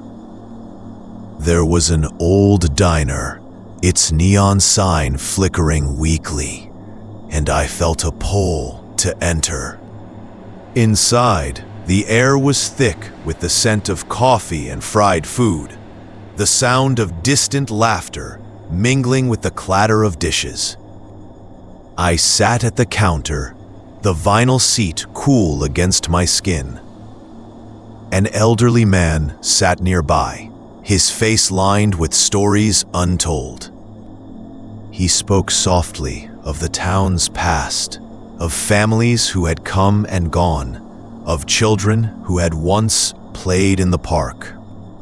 There was a tenderness in his voice, laced with an undercurrent of something darker, as if he held within him the memories of those who had been lost to time. As I listened, a sense of unease settled within me. The way he spoke felt as if he were recounting a tale that stretched far beyond the present, intertwining with the lives of those who had once walked these streets. I felt a chill wrap around my heart, a growing awareness that the stories were not just tales, but remnants of lives that lingered like shadows. When I left the diner, the mist had thickened, wrapping around the town like a shroud. I walked through the streets, the familiar becoming unfamiliar, each step echoing with the weight of history. The houses loomed larger, their windows dark and unyielding, watching as I moved between them. I could feel the past pressing in, a soft whisper at the edge of my thoughts. I returned to the motel, the key cold in my hand. As I entered my room, the air felt different, heavier, as if it had absorbed the stories of those who had come before me. The painting above the desk seemed to pulse with life, the road winding away into an unending horizon. I stood before it, transfixed, the sensation of déjà vu washing over me. In that moment, I understood that the people I had spoken to, the faces I had glimpsed in the shadows, were not mere figments of imagination. They were the echoes of lives once lived, the remnants of a world that had brushed against mine. The realization settled in my chest like a stone, an unsettling certainty that I had stepped into a place where time intertwined with memory, and the boundaries between the living and the lost began to blur. The sun dipped low again, the light fading into a palette of muted colors. As the day closed around me, I felt the weight of the past settle in the corners of the room. I lay down, the bed enveloping me in its embrace, but sleep eluded me. I stared at the ceiling, the shadows creeping across the walls, forming shapes that felt almost sentient. In the quiet, I could hear the whispers again, a chorus of soft voices weaving through the stillness. The sound wrapped around me, a lullaby that spoke of freedom and loss, of lives intertwined in ways I could not fathom. I closed my eyes, surrendering to the pull of the night, knowing that the secrets of this place would forever remain just beyond my grasp. When morning came, I stepped outside one last time, the air crisp and cool against my skin. The motels stood silent, like sentinels guarding their stories. I took one last look at the winding road leading away from the town, a path that seemed to beckon me forward. But as I turned to leave, I could feel whispers of night. The room was always a haven of shadows. It held a peculiar stillness, as if time paused at the cusp of twilight. My bed, a sturdy oak frame adorned with faded quilts, beckoned me each night. I would settle beneath the covers, their weight a comforting embrace, the fabric worn soft by years of use. As I drifted into slumber, the world outside blurred and faded, leaving only the gentle hum of the night. On that particular evening, the air felt heavier, a blanket of warmth wrapping around me like a thick fog. The scent of the old wooden beams mingled with a hint of lavender from the sachets tucked into the corners of my dresser. Outside, the wind rustled through the trees, a soft whispering that seemed to call my name. I closed my eyes, surrendering to the quiet, my mind weaving in and out of dreams. But then, an unexpected weight pressed upon my chest. A familiar yet foreign sensation that pulled me back from the realm of dreams. I was awake, or at least I thought I was. My limbs felt leaden, anchored to the mattress. I blinked, trying to shake off the fog, but the room remained shrouded in darkness, the corners of the ceiling stretching into obscurity. I sensed something, a presence lingering just beyond the periphery of my vision. I strained against the invisible grip, a phantom force that held me captive in my own bed. The air grew colder, a chill creeping in that whispered against my skin like a breath.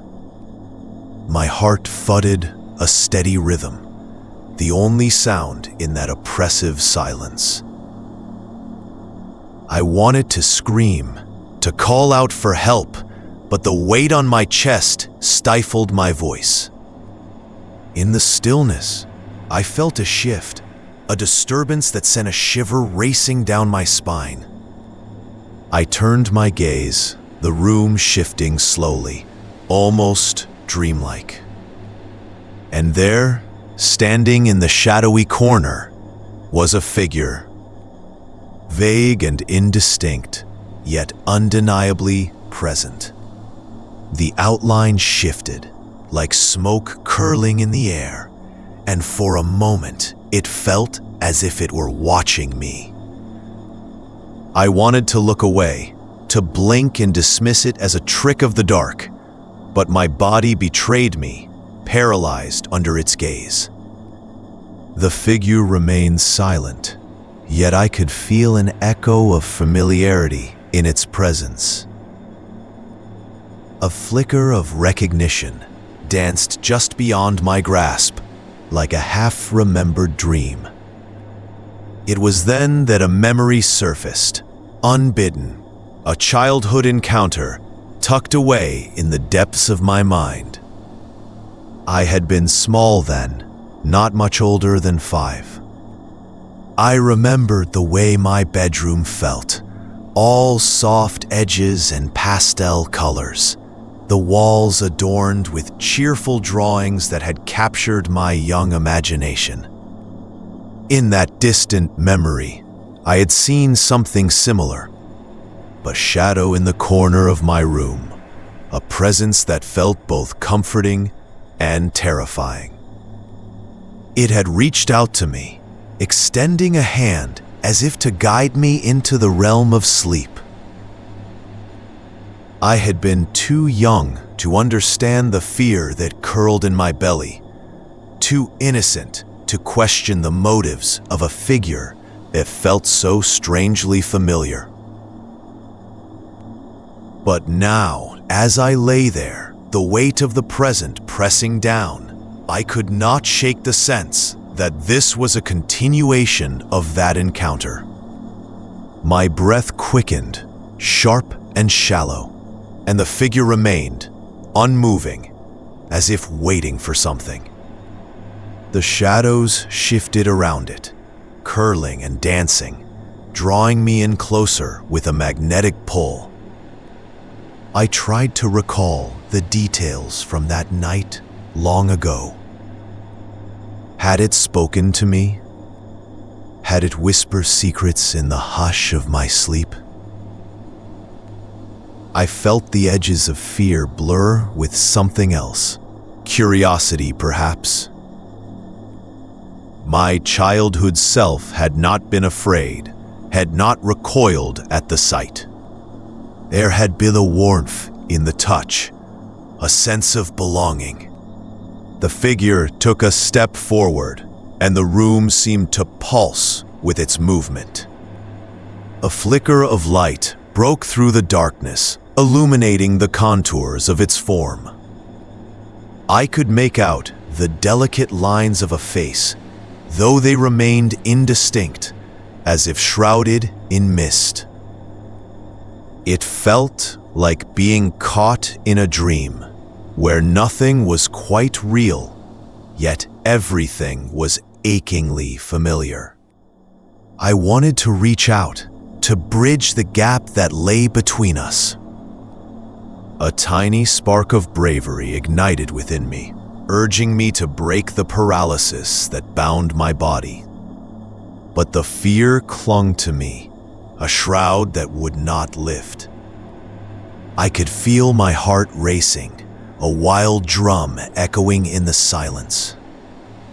As the figure stepped closer, I felt a shift in the air, a warmth that enveloped me like a long-lost embrace.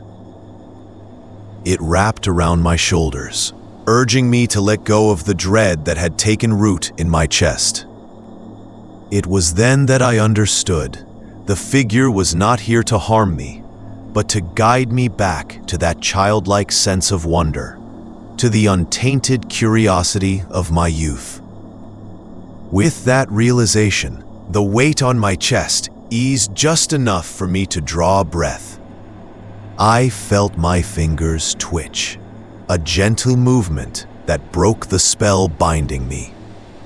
I turned my head slightly, searching for the light that had flickered within the shadows. The figure seemed to smile, a gesture that radiated warmth, and for a fleeting moment, I felt an echo of comfort wash over me. But as quickly as it had come, the warmth began to dissipate. The figure, still veiled in darkness, retreated to the corner once more. I felt a pang of loss, a yearning that clung to my heart as it slipped away, leaving only the chill of the night air behind. I lay there, my body slowly waking from its stupor, the familiar contours of my room returning to focus. The shadows resumed their quiet dance, and the figure faded into the depths of my memory. Though the night was still heavy with silence, I felt lighter, unburdened by the dread that had gripped me. As I rolled over, seeking the comfort of my quilt, I couldn't help but wonder if I would see it again.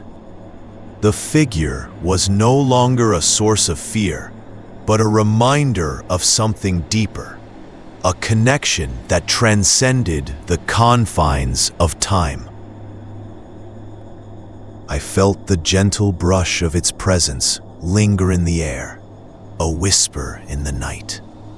Sleep beckoned once more, but this time I welcomed it. The shadows wrapped around me, not as a shroud of fear, but as a cocoon of comfort.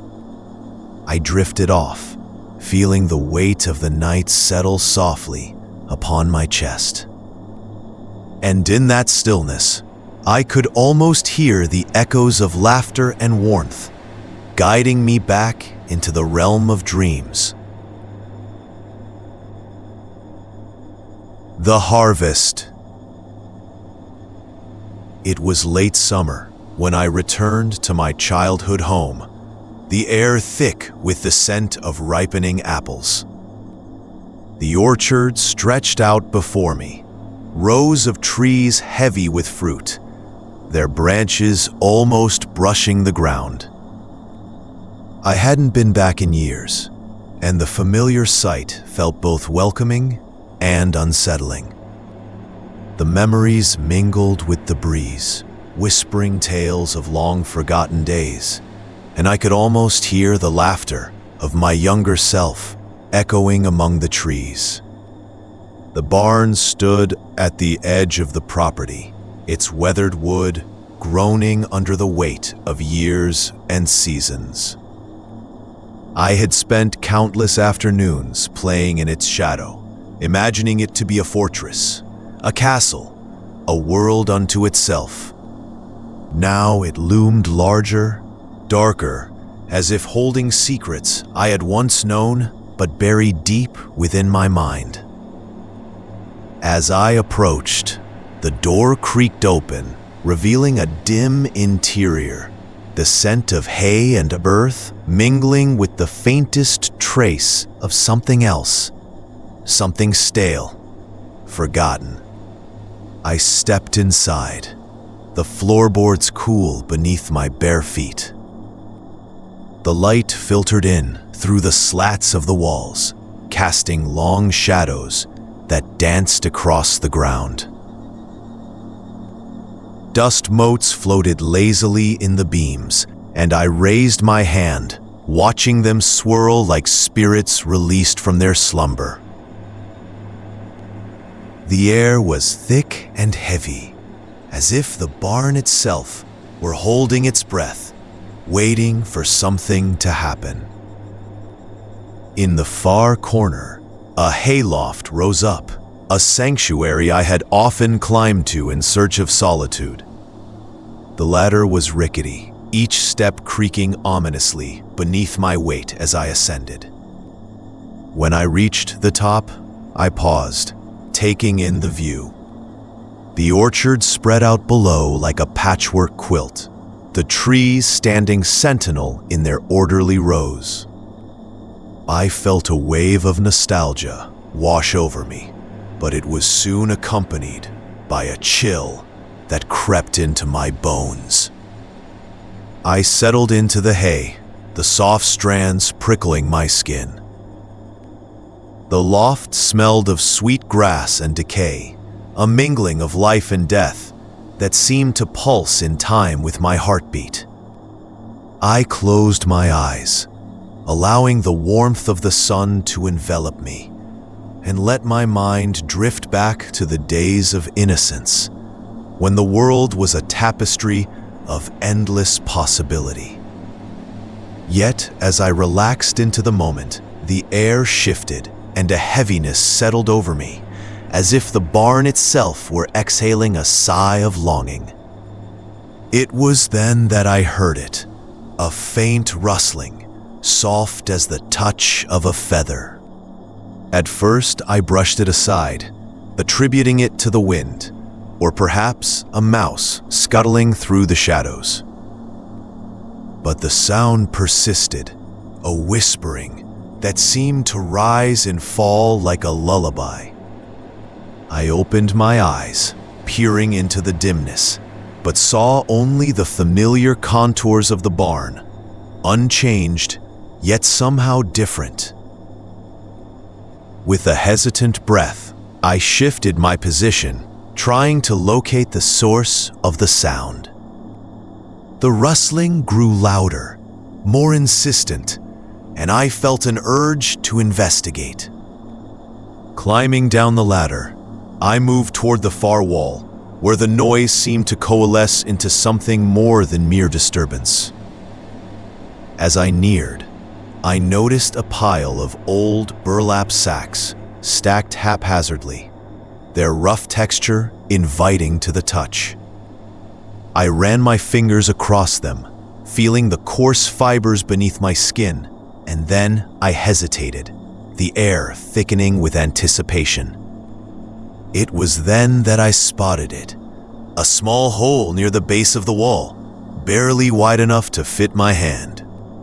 The rustling came from within, a soft rhythmic sound, like the breathing of a creature hidden from sight. My heart raced, a mixture of curiosity and dread curling in my stomach. I knelt down, peering into the darkness, the musty scent of earth and decay invading my senses. I reached my hand into the hole, feeling the coolness of the earth against my palm. The rustling ceased, replaced by an unsettling silence that seemed to stretch on forever. Just as I began to pull away, I felt something brush against my fingers, a delicate, almost fragile touch. I froze, a shiver racing up my spine, and the weight of the moment pressed down upon me. I withdrew my hand, heart pounding, and turned to retreat. That's when I caught a glimpse of movement from the corner of my eye. Shadows flickered at the edge of the barn, figures barely discernible in the twilight. They were children, their forms ethereal, drifting in and out of focus as if caught between worlds. I blinked and they were gone, leaving behind only the faintest echoes of laughter. A wave of unease washed over me, and I stumbled back, retreating to the safety of the hayloft.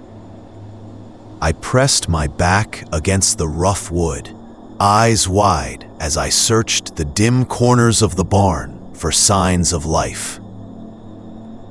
The rustling returned, now a soft patter, like footsteps on the floor below. I felt a rush of breath, warm and cold all at once, brushing against my neck. The urge to leave surged through me, but something held me in place. The barn, once a playground of light and laughter, now felt like a tomb, a vessel of forgotten memories and lingering spirits. I wanted to run, yet I was anchored to the spot, caught in the delicate web of my own recollections. I remembered my childhood, how I had played hide and seek among the trees, the thrill of the chase, the joy of discovery. I recalled a time when I had stumbled upon a gathering of children in the orchard, their faces pale and bright in the dappled sunlight. They had smiled, their eyes sparkling with mischief, inviting me to join them. But when I reached out to touch them, they vanished, leaving only the rustling of leaves in their wake. The barn breathed around me, the air thickening with memories I could not grasp. The laughter of the children echoed in my mind, a haunting refrain that blended with the whispers of the rustling hay. I felt the weight of their absence, the longing for something lost, and an ache settled deep within my chest. As the shadows lengthened, I knew it was time to leave. I climbed down from the hayloft, the floorboards creaking underfoot as I moved toward the door. Each step felt heavier, as if the barn itself were trying to hold me back. I paused at the entrance, glancing over my shoulder one last time. The interior was dim now, shadows pooling in the corners, and the air was thick with the weight of unspoken stories. I stepped outside, the sun dipping low on the horizon, casting long shadows across the orchard. The trees stood silent, their branches swaying gently in the evening breeze, as if they too were mourning the past. The rustling faded behind me, but its memory lingered, an echo of laughter that danced just beyond my reach.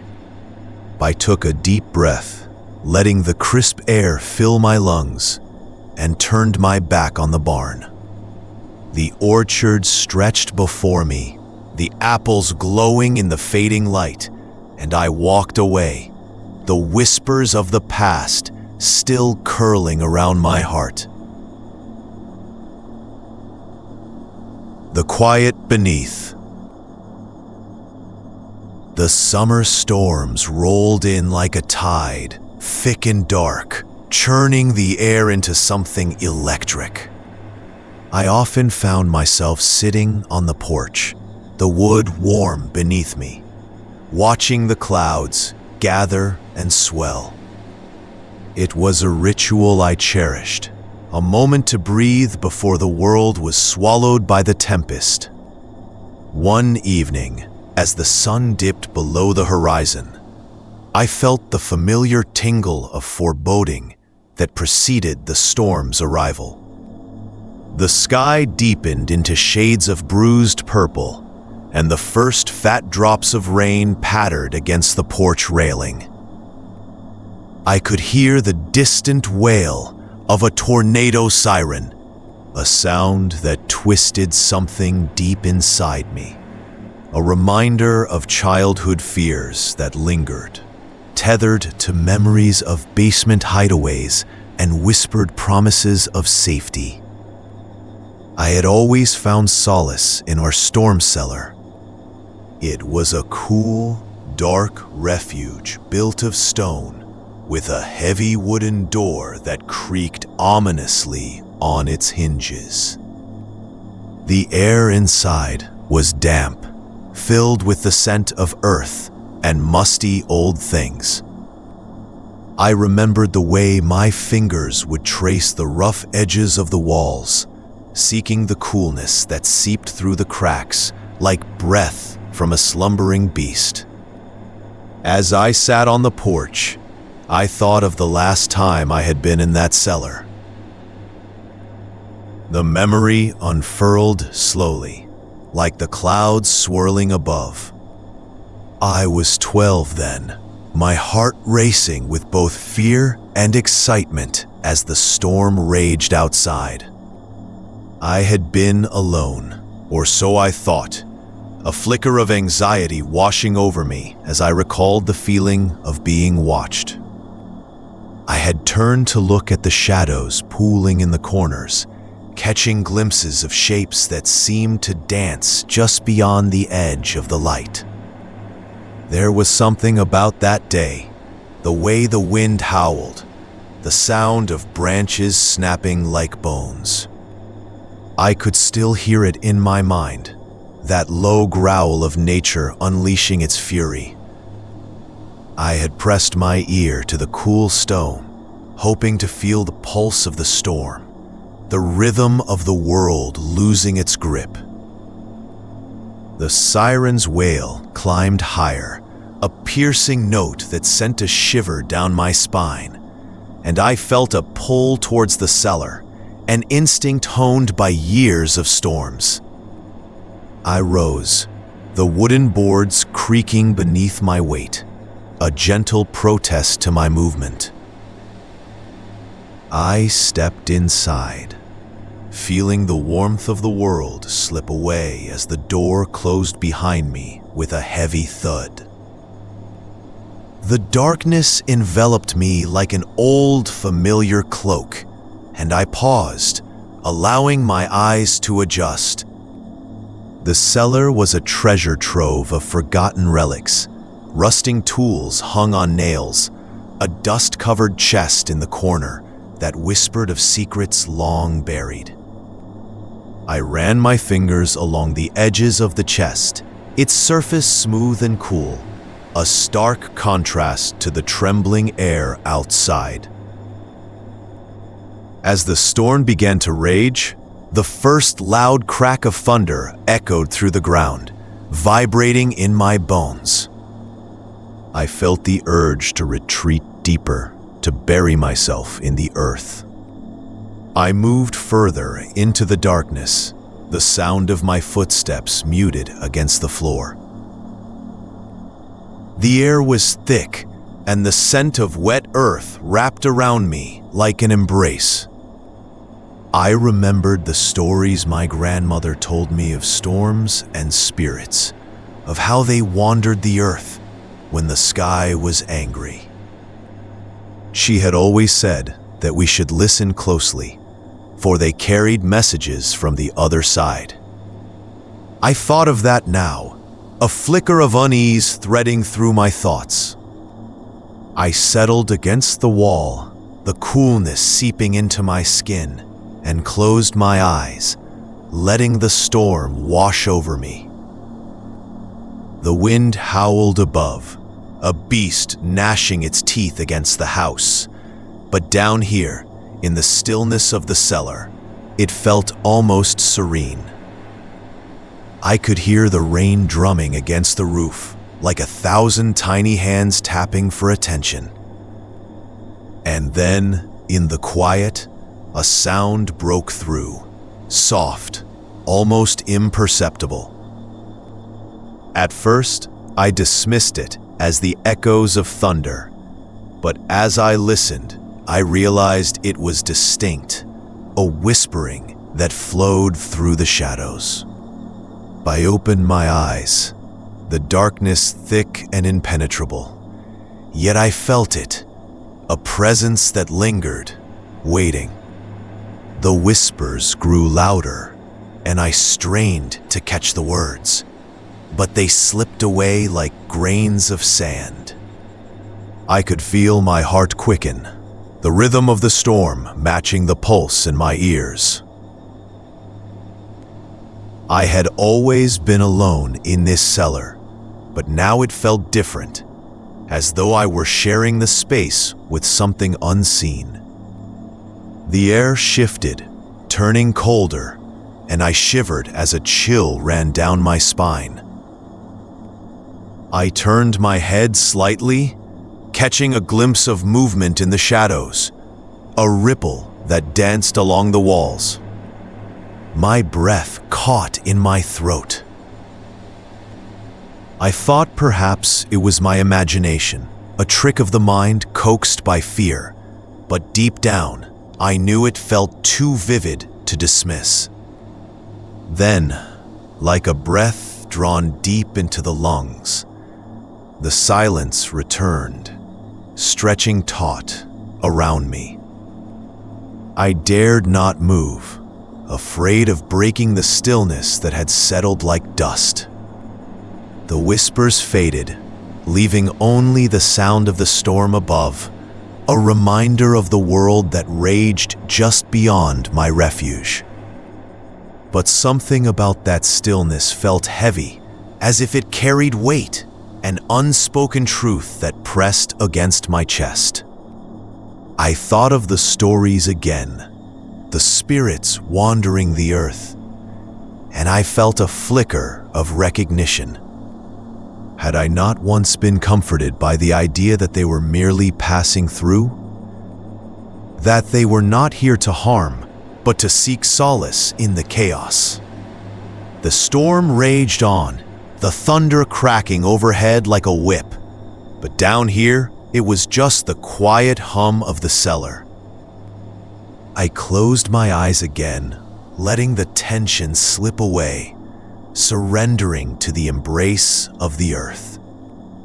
I could almost hear the soft murmur of voices, as though the shadows were sharing their secrets, weaving tales of lives once lived, lost beneath the weight of time. And then, just as abruptly, the whispers ceased. The air grew still, and a sense of emptiness filled the space. I opened my eyes once more, peering into the darkness, the shadows now heavy and silent. I felt an inexplicable sense of loss, an echo of something that had been there and was now gone. With a reluctant sigh, I pushed myself up from the cool floor, the weight of the cellar pressing against me like a memory I could not shake. I made my way back to the door, the wood creaking beneath my touch. The storm above still roared, but there was a strange finality to it now, as if it had exhaled the last of its fury. As I stepped back into the world, the air was thick and heavy with the scent of rain-soaked earth. I closed the door behind me, the sound of the latch clicking into place, resonating in the stillness. The storm was losing its power, the wind settling into a soft sigh, and I felt a quietness settle over me, a calm that was both unsettling and serene.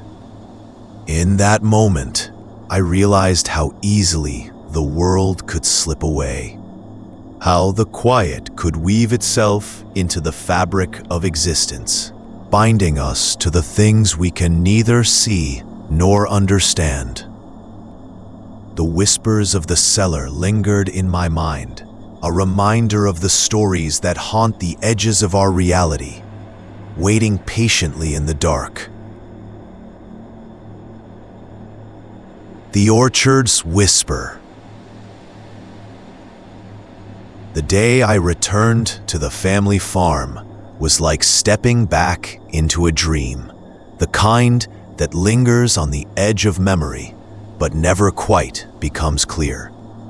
The air was thick with the scent of ripening fruit, a bittersweet perfume that pulled me deeper into the embrace of the old orchard. Sunlight filtered through the leaves, casting dappled shadows on the ground, and each step I took seemed to echo the footsteps of a childhood long forgotten.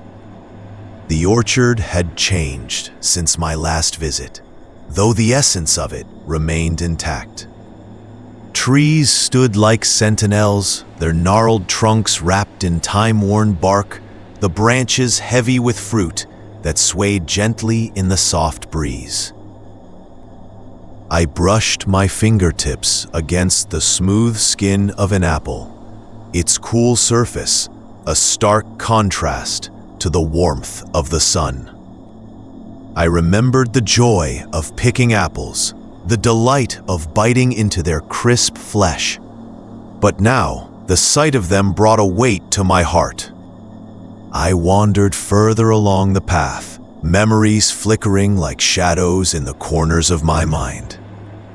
The barn loomed ahead, its weathered wood a deep, rich brown that seemed to absorb the light. It had always felt like a safe haven, a place where laughter mingled with the scent of hay and the soft rustle of animals. But now, as I approached, an unease settled over me, a chill that crept along my spine. The door creaked as I pushed it open, the sound a mournful groan that echoed in the stillness. Inside, the air was cool and damp, a stark contrast to the warm sun outside. Dust motes danced lazily in the beams of light that filtered through the cracks in the walls, and the familiar scent of hay filled my nostrils. I stepped inside, my boots crunching on the straw-strewn floor, and a sense of nostalgia washed over me. The barn was as I remembered it, but something felt off, as though the very walls were holding their breath. I wandered to the loft, the wooden ladder creaking beneath my weight. Each step upward felt like a journey into a forgotten realm, where whispers of the past lingered like a haunting melody. The loft was dimly lit, with only a few shafts of light penetrating the gloom. Old tools lay strewn about, covered in dust, and the remnants of forgotten hay bales stood like tombstones, marking the passage of time. As I stepped closer to the edge of the loft, I felt a sudden chill that had nothing to do with the temperature. It was a shiver that ran through the air, palpable and unsettling. I glanced down at the ground below, where shadows pooled, and I thought I caught a glimpse of movement, a flicker just out of sight. I leaned over the edge, straining to see, but the light betrayed me, casting only confusion in the depths. I closed my eyes, inhaling deeply, letting the scent of aged wood and hay fill my lungs. Memories washed over me, of days spent here with my family, of laughter and stories exchanged in the golden light of afternoon. But alongside those memories was a sense of loss, a quiet ache that resonated in my bones. I remembered my grandmother, her gentle hands guiding mine as we wove through the orchard, teaching me the names of each tree and the secrets they held. Her presence lingered in the air, a whisper of warmth that made the chill in the loft feel even more pronounced. As I stood there, lost in thought, I felt the urge to speak, to call out to the shadows that danced below. I remembered the stories of the land, of spirits that roamed the fields and whispered in the orchards. The thought was unsettling, yet familiar, a thread woven into the fabric of my childhood. But now, as an adult, the line between reality and memory blurred in a way that made me hesitate. The sun dipped lower in the sky, casting long fingers of shadow across the barn floor. I felt a pull, a gentle urging to descend the ladder and explore further, to unearth the stories buried within the earth. I climbed down, each step echoing with uncertainty, until my feet touched the ground once more. I wandered outside, drawn to the apple trees that stood like guardians of the land. The branches swayed, their fruit glimmering in the fading light.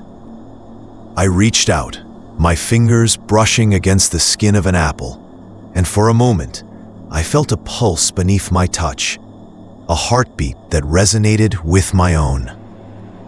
It was a fleeting sensation, quickly replaced by an unsettling quiet that wrapped around me like a shroud. In the distance, the sound of rustling leaves drew my attention. I turned, expecting to see a creature skittering through the underbrush, but the orchard lay still. I felt the weight of unseen eyes upon me, as though the trees themselves were watching, waiting. I moved deeper into the rows, the ground soft beneath my feet, the grass brushing against my ankles like fingers beckoning me forward.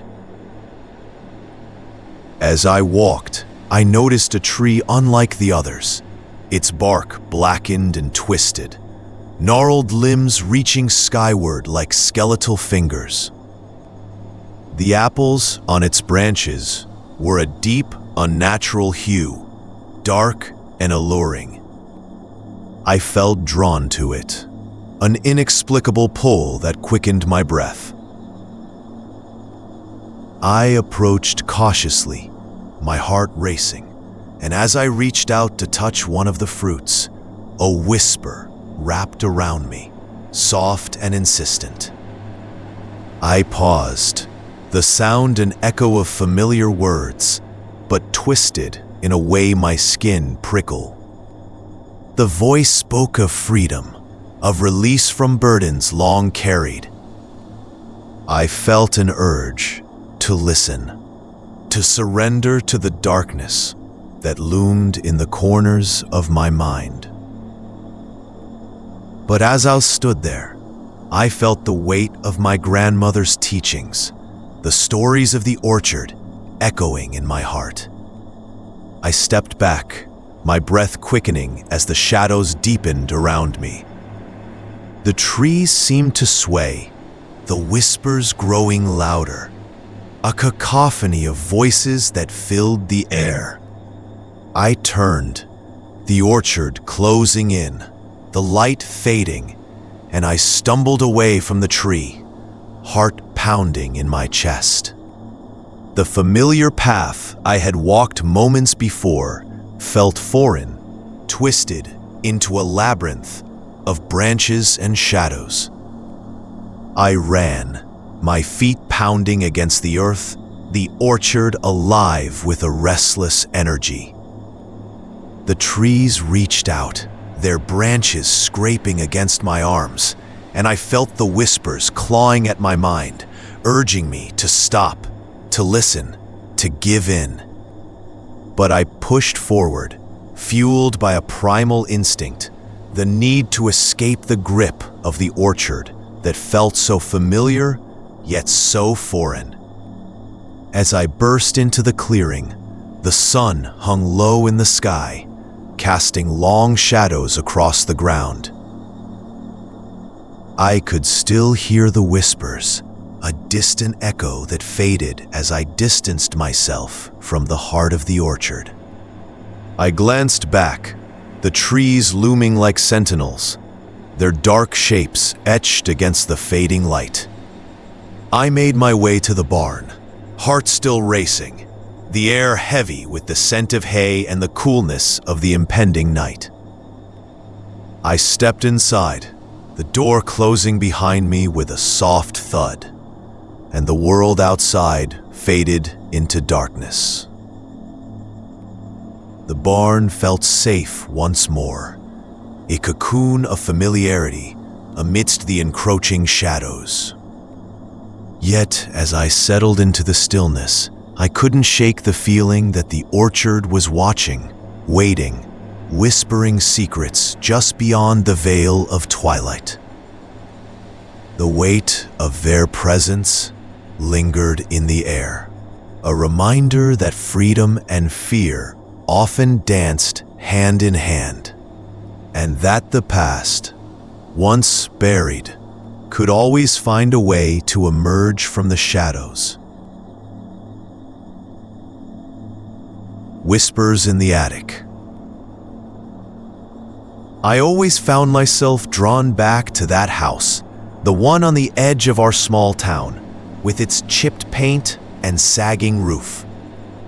Years had passed since I last stepped inside, yet the memories lingered like dust motes in the sunlight that filtered through the faded curtains.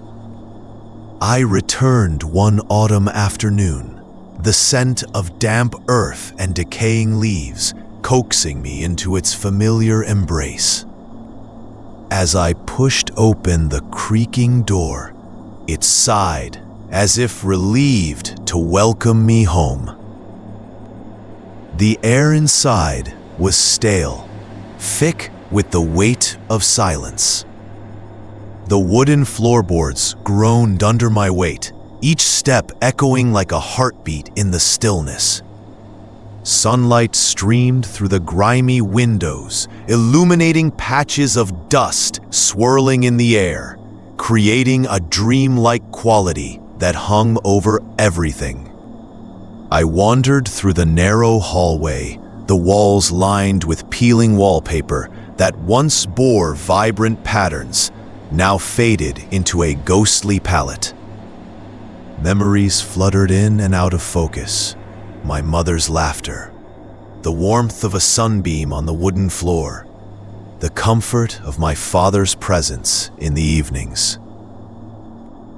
But as I moved deeper into the house, a heaviness settled in my chest, pulling me toward the attic. The attic door was slightly ajar, a sliver of darkness beckoning me. I hesitated, the chill of the air brushing against my skin. The stairs creaked underfoot, each step a reluctant commitment to confront what lay above. The wooden frame of the door groaned as I pushed it open, revealing a space that had been untouched for years. Dust coated every surface, and the air was thick with an ancient smell, old wood mingled with something sweeter, almost floral, as if memories had woven themselves into the very fabric of the room. In the far corner, a small trunk sat half-hidden beneath a tattered sheet. I felt an inexplicable pull toward it, a whisper of familiarity that guided my hand. The fabric fell away, revealing the trunk's surface, worn and scratched but sturdy. I knelt before it, fingers tracing the edges, recalling the times I had opened it with my mother, her eyes bright as she revealed its secrets, old toys, forgotten clothes, remnants of a life that seemed so distant now. With a deep breath, I unclasped the latch, the sound echoing in the stillness. Inside lay a collection of objects, each one a fragment of a past life. A porcelain doll with a cracked face, its glassy eyes gazing blankly at me. A faded photograph of a woman standing on the porch, her smile bright, but the image blurred at the edges, as if time had begun to erase her. A small wooden horse, its paint chipped, yet somehow it felt alive in my hands. I lifted the horse, turning it over to examine the worn details. The scent of dust mingled with something else, a faint sweetness that tugged at my memory. As I held it, I thought I heard a whisper, a soft sigh carried on the stillness of the attic. I looked around, the shadows flickering as the light waned, but nothing stirred. The trunk seemed to pulse with a life of its own, each object resonating with a soft hum. I carefully placed the horse back, drawn instead to a bundle wrapped in a faded cloth. I unwrapped it, revealing a small book, its pages yellowed and frayed. The cover was embossed with a delicate pattern, and I felt a shiver run down my spine as I opened it. Inside, the handwriting was elegant but shaky, as if written by a trembling hand. The words danced across the pages, recounting tales of childhood adventures, of laughter echoing through the halls, and of secrets shared in hushed tones. Yet as I read on, the tone shifted, becoming more somber. A passage spoke of a friend, a companion who had vanished, leaving behind only whispers and shadows. A chill settled deep within me as I turned the pages, piecing together fragments of a forgotten life.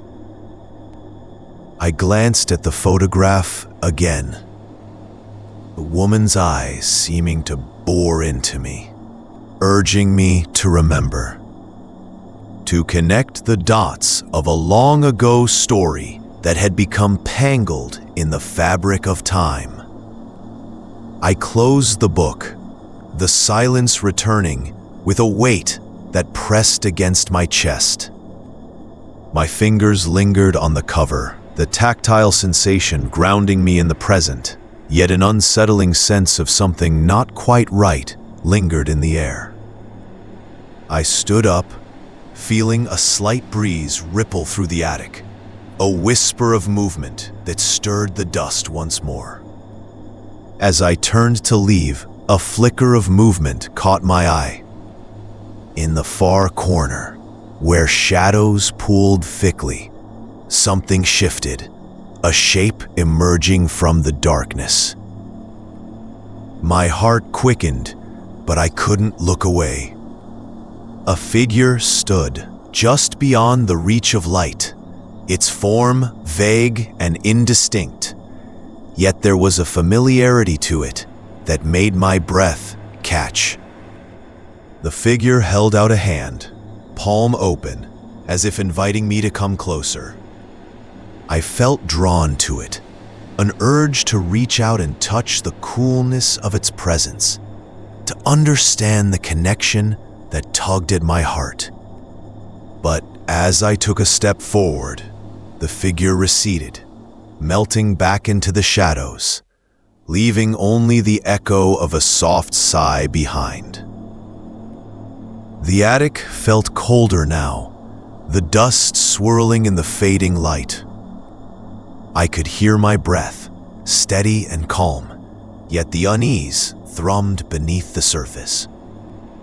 I turned and hurried down the stairs, each step a desperate attempt to escape the weight of the silence that lingered in that hidden space. Outside, the sky darkened, the sun slipping behind the horizon, casting long shadows across the yard. The house loomed behind me, a silhouette against the twilight. I hesitated at the edge of the porch, glancing back at the attic window, where I could have sworn I saw a flicker of movement, a shadow flitting just beyond the glass. As I walked away, the chill settled into my bones, a reminder of the past that would not let go.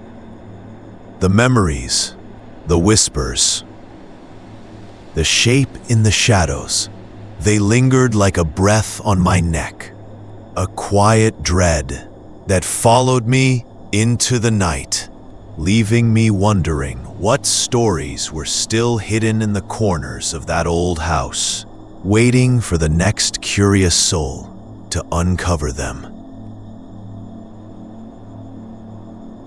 The descent. I was drawn to the building like a moth to a flickering bulb, its presence looming over the street, a relic of forgotten days. The faded sign out front read Carter & Sons Freight. Peeling paint clung desperately to the wood, telling stories of better times. I didn't know what I sought there, but the air felt charged, alive in a way that was both inviting and unnerving. Inside, the lobby felt like a time capsule. Dust motes danced in the shafts of sunlight, filtering through grimy windows. The floor was a mosaic of cracked tiles, their colors muted by years of neglect. An old freight elevator stood to one side, its metal doors dented and weary, whispering secrets of the many years it had served. I felt an inexplicable pull towards it, a sense of promise that urged me to step closer. I pressed the button, and the elevator groaned to life, the sound echoing like a long-forgotten memory. The doors opened slowly, revealing a dim interior, illuminated only by a flickering bulb overhead. Inside, the scent of aged wood and rust mingled, filling my lungs with a nostalgic heaviness. I stepped in and pressed the button for the 5th floor, the only destination marked with a faint number. The doors slid shut, sealing me within the cramped space. As the elevator lurched upward, I felt a strange sensation wash over me, as if the weight of the building itself pressed against my chest. The ascent was slow, accompanied by a rhythmic creaking that seemed to echo the heartbeat of the structure. I closed my eyes and let the world outside fade, focusing instead on the sensations around me, the cool metal of the railing, the slight tremor of the floor beneath my feet. When the elevator finally jolted to a stop, the doors opened to reveal a dimly lit corridor. The air was stale, thick with dust that clung to my skin like an unwanted shroud. I stepped out into the hallway, the muted thud of my footsteps swallowed by the silence. The walls were lined with doors, their numbers faded and peeling, each one a portal to a life that had once thrived within. I could almost hear the echoes of laughter, the clinking of glasses, the soft murmur of conversations long past. I walked down the corridor, drawn by an unseen thread, my fingertips brushing against the walls as if they might reveal their secrets. Each door I passed seemed to hum with a life of its own, but I couldn't bring myself to open any of them. I was searching for something, though I didn't know what. A childhood memory stirred in the back of my mind, an encounter with an old neighbor, a woman with eyes like darkened pools. She had spoken of freedom in hushed tones, her voice a lullaby that lulled me into a trance. I shook the memory away and continued down the corridor. It twisted and turned, as if the building itself were shifting, reshaping to keep me inside. I found a staircase at the end, its steps worn and uneven, leading upward into the shadows. A strange magnetic pull urged me to climb, and I felt as though I was becoming part of the building, the weight of it settling into my bones. The first few steps were easy, but as I ascended higher, the air grew colder, and an unsettling stillness enveloped me. The walls seemed to close in, the whispers of the past growing louder, urging me to turn back. Yet I pressed on, each step echoing in the silence, the sound of my heartbeat becoming a metronome for my descent into the unknown. Reaching the landing of the next floor, I found another corridor, this one even darker, the flickering lights casting eerie shadows that danced along the walls. I felt the coolness of the air seep through my clothing, wrapping around me like a forgotten embrace. I moved forward cautiously, the floor creaking beneath my weight, each sound amplifying the tension in the air. As I wandered deeper into the corridor, I stumbled upon a door slightly ajar. It seemed to beckon me, its darkened interior promising secrets and shadows. I pushed it open, the hinges protesting softly, and stepped into the room. It was small, with a single window overlooking the city, though the view was obscured by grime. The furniture was sparse, a desk in one corner and a chair that looked as if it hadn't been sat upon in years. Dust coated everything like a shroud, and the air was thick with the scent of decay. I noticed a small box on the desk, ornate and weathered, its wood polished smooth by time. My curiosity overcame me, and I reached for it, the wood cool against my fingertips. As I lifted the lid, a rush of memories flooded my mind. Images of laughter and sunlight, a garden filled with flowers. The box was filled with trinkets, old photographs, a locket, a dried flower, all remnants of lives once lived within these walls. I glanced at the photographs, their edges curled with age. Faces smiled back at me, but their eyes held an unsettling depth, as if they were watching me, waiting for something. I felt a shiver run down my spine, and I hastily closed the box, an instinctual need to protect myself from whatever energy lingered there. Leaving the room, I returned to the corridor, the sense of dread intensifying. The air felt heavier now, pressing down on me, and I realized I had lost track of time. My surroundings began to shift. The walls seemed to pulse and breathe, the corridor elongating, stretching out like a darkened tunnel. I felt trapped, ensnared in the building's grasp, each step forward feeling like a step deeper into a labyrinth of forgotten souls. I turned to retrace my steps, but the staircase I had climbed moments before was no longer in sight. Panic surged within me, a tight coil of fear tightening around my chest. The corridor twisted further, each door I passed a reminder of the lives trapped within the building's embrace. I pressed my palms against the walls, seeking some form of guidance, but they felt cold and unyielding. I stumbled into a room, the walls painted a deep blue, and the air thick with a musty scent. A lone chair sat in the center, facing an empty space, as if waiting for someone who would never return. I moved toward it, the floorboards creaking under my weight, and as I reached for the chair, I felt a chill creep over me, a whisper of someone who had once occupied this space.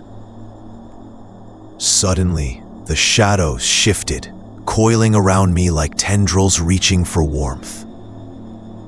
I turned to flee, but the doorway had vanished, replaced by an endless stretch of wall.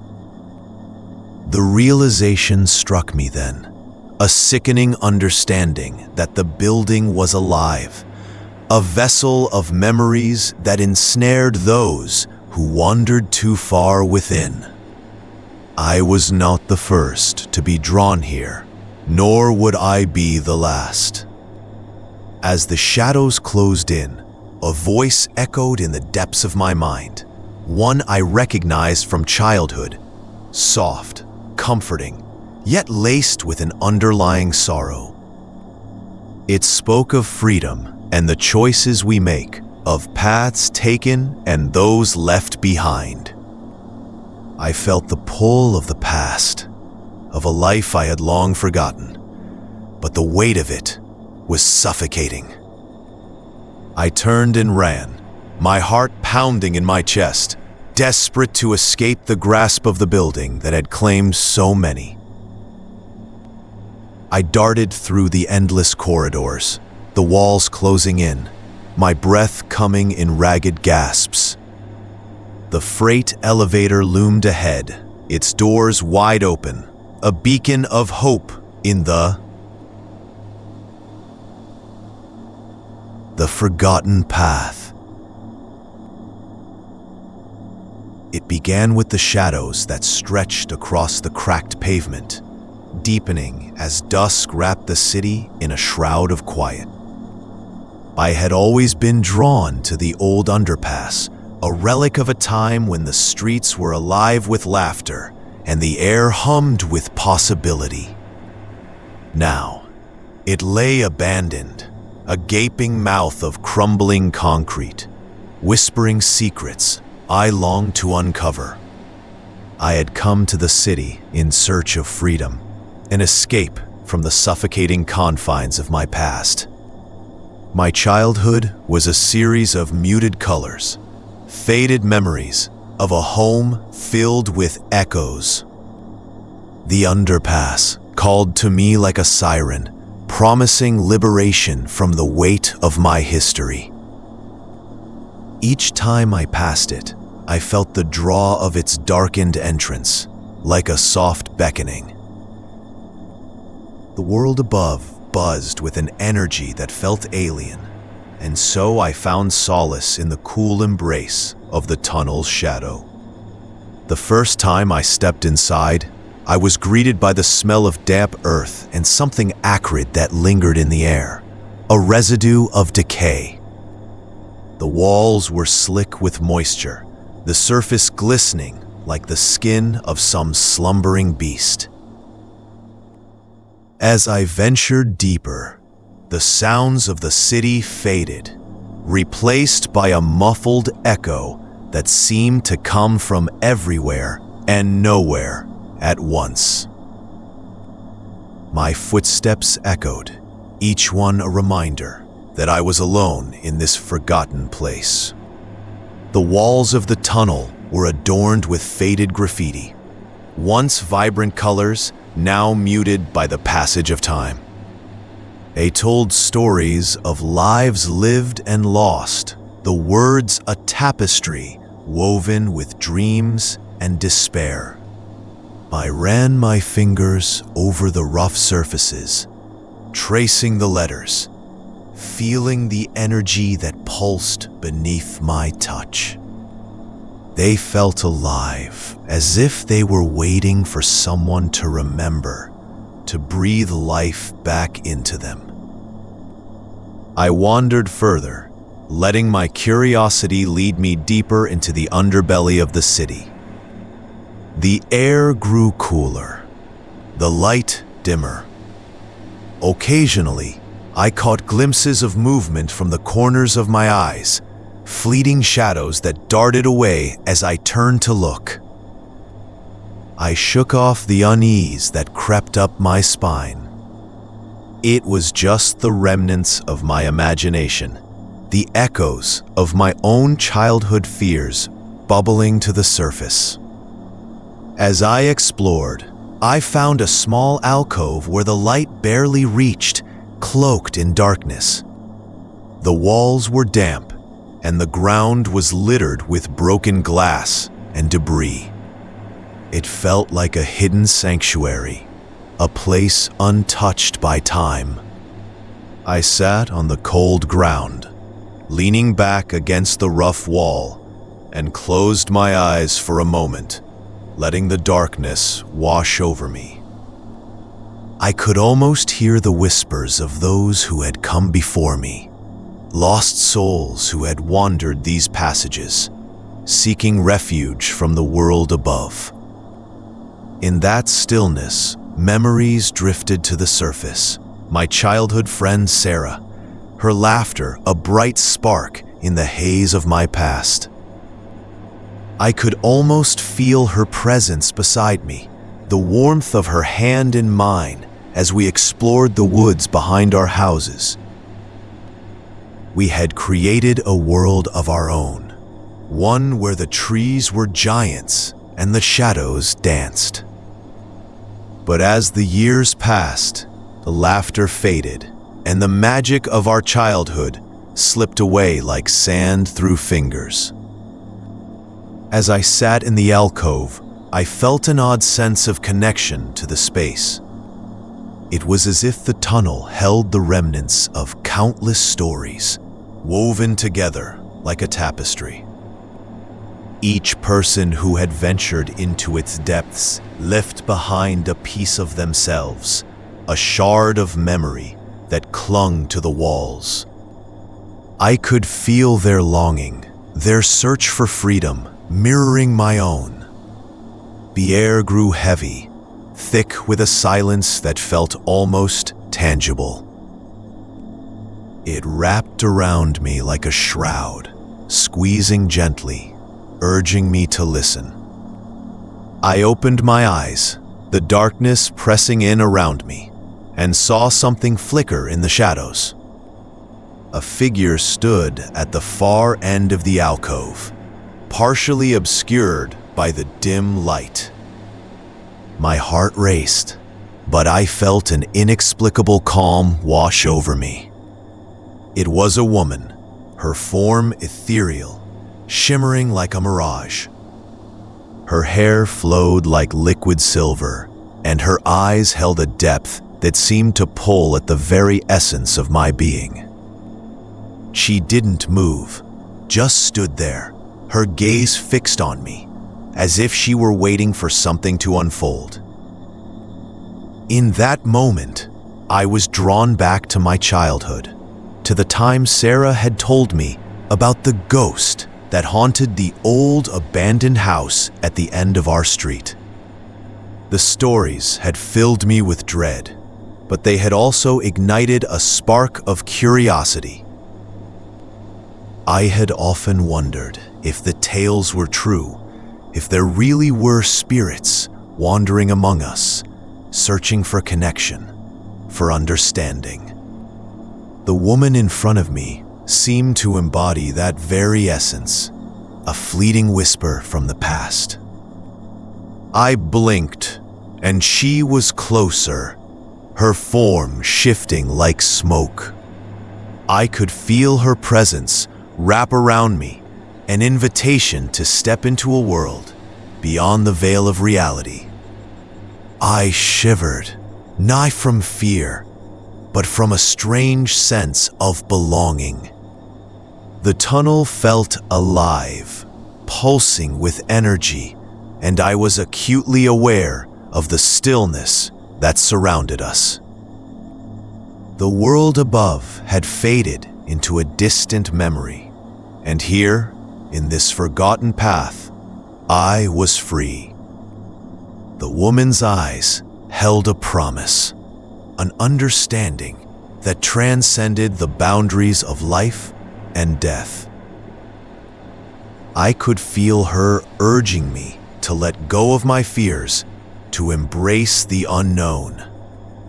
As the shadows deepened, I sensed that I was not alone. The echoes of footsteps resonated through the tunnel, not just my own, but the whispers of those who had come before. I felt the weight of their stories, their desires, their heartaches entwining with my own. They were all seeking something, a freedom that eluded them. But as the quiet enveloped me, I began to understand that freedom was not simply the absence of chains, but rather the acceptance of what lay within. I was a part of this tapestry, woven into the fabric of those who had wandered these tunnels, each one leaving behind a piece of their soul. The figure before me smiled, a gentle curve of her lips that spoke of understanding and release. I took a deep breath, inhaling the damp air, feeling it fill my lungs. The walls seemed to pulse with life, the shadows dancing in rhythm with my heartbeat. I felt anchored, grounded in a way I hadn't experienced in years. With one last glance at the shimmering figure, I rose to my feet. The tunnel was a labyrinth of stories, a testament to the passage of time. I felt lighter as I retraced my steps, the air around me vibrating with the energy of those who had found their own paths. As I emerged from the tunnel, the city greeted me with its cacophony once more, but something had shifted within me. I walked away, the weight of my past no longer a burden, but a thread woven into my being, a reminder that even in decay, there lies the potential for rebirth. The shadows lingered at the edges of my vision, but they no longer frightened me. They were simply part of the journey, a quiet reminder that freedom often lies in the acceptance of what we cannot see. The distant shore. I remember the first time I saw the ocean. The day was drenched in a sleepy haze, where the sun hung low, casting long shadows that danced across the sandy beach. I was just a child, and the world felt infinitely large, stretching out before me like a vast canvas. My fingers dug into the warm sand, each grain slipping through my hands like time itself. The salty air wrapped around me, thick and rich, and I could taste the sea on my lips. That day, I wandered along the shore, my footsteps leaving fleeting impressions in the wet sand. I chased the retreating waves, letting the frothy water lap at my ankles, cool and invigorating. As I played, I noticed a figure in the distance, half submerged among the rocks that jutted out from the craggy coastline. It was an old man, his skin weathered and worn, his eyes obscured by the brim of a wide hat. He sat there, unmoving, like a stone, gazing out at the horizon. I was drawn to him, a magnet pulling me closer, despite the silent warnings that prickled at the edges of my consciousness.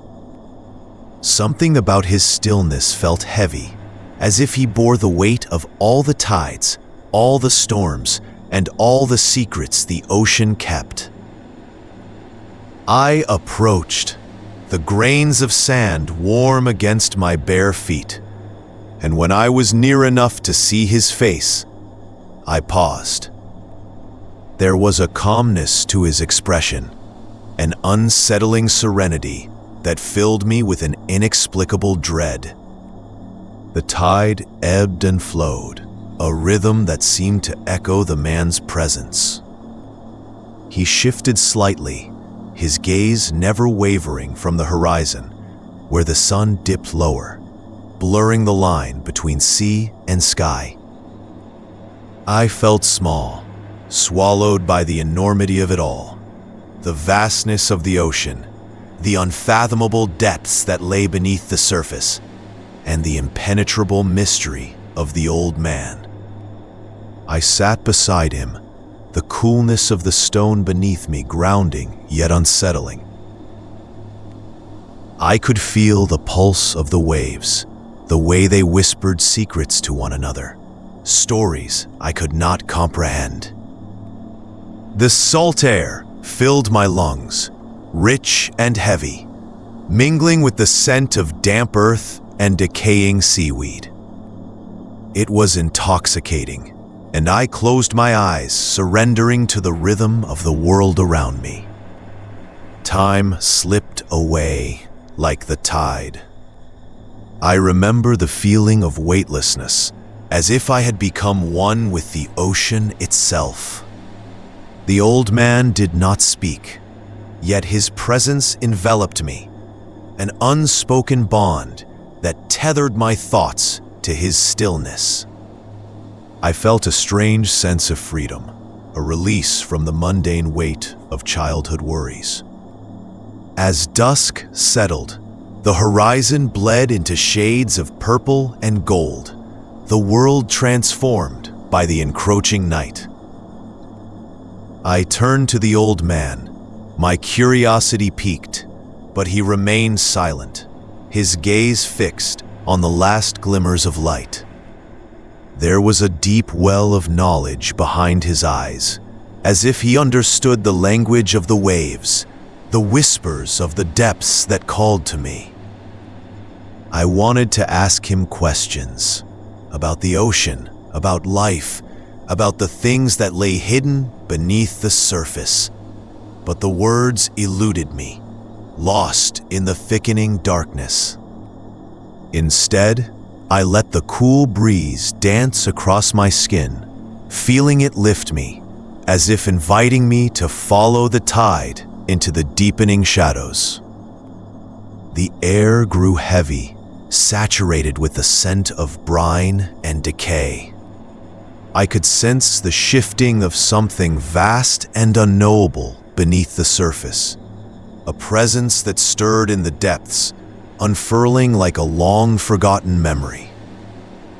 A shiver coursed through me, not from fear, but from an awakening, a realization that the ocean was alive, a sentient being that pulsed with ancient knowledge. In that moment, I understood that I was not merely a child playing by the sea. I was part of something larger, a thread woven into the fabric of existence. The old man shifted slightly, and I caught a glimpse of his hand, gnarled and knotted like the roots of an ancient tree, resting against the stone. There was a depth to it, a story of its own that begged to be told. But as the sun dipped below the horizon, a darkness pooled around us, thick and tangible. The stars began to pierce the veil of night, distant and indifferent, like the eyes of ancient gods watching from afar. I felt the pull of the ocean, a call that resonated deep within me, urging me to leave the shore behind and venture into the unknown. I turned back to the old man, but he was gone, as if he had never been there at all. The stone was cold and empty beneath my fingertips, the only evidence of his presence, a lingering chill in the air. Confusion settled in my chest, heavy and uncomfortable. I stood alone, the waves crashing around me, the moon casting an eerie glow across the water. In the distance, I could hear the faint echo of laughter, sweet and haunting. It floated on the breeze, mingling with the sound of the surf, and I felt a tug at my heart, a longing for something just out of reach. I turned toward the sound, but the laughter faded, swallowed by the relentless roar of the ocean. Days turned into weeks, and the memory of that encounter lingered like a dream, slipping away just as I thought I could grasp it. I returned to the beach often, searching for the old man, hoping to uncover the meaning behind that fleeting connection. But he remained elusive, a specter haunting the corners of my mind.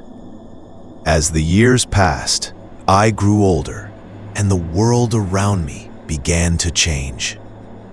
The beach became crowded, filled with laughter and life, but I felt a growing distance, as if the ocean was retreating from me.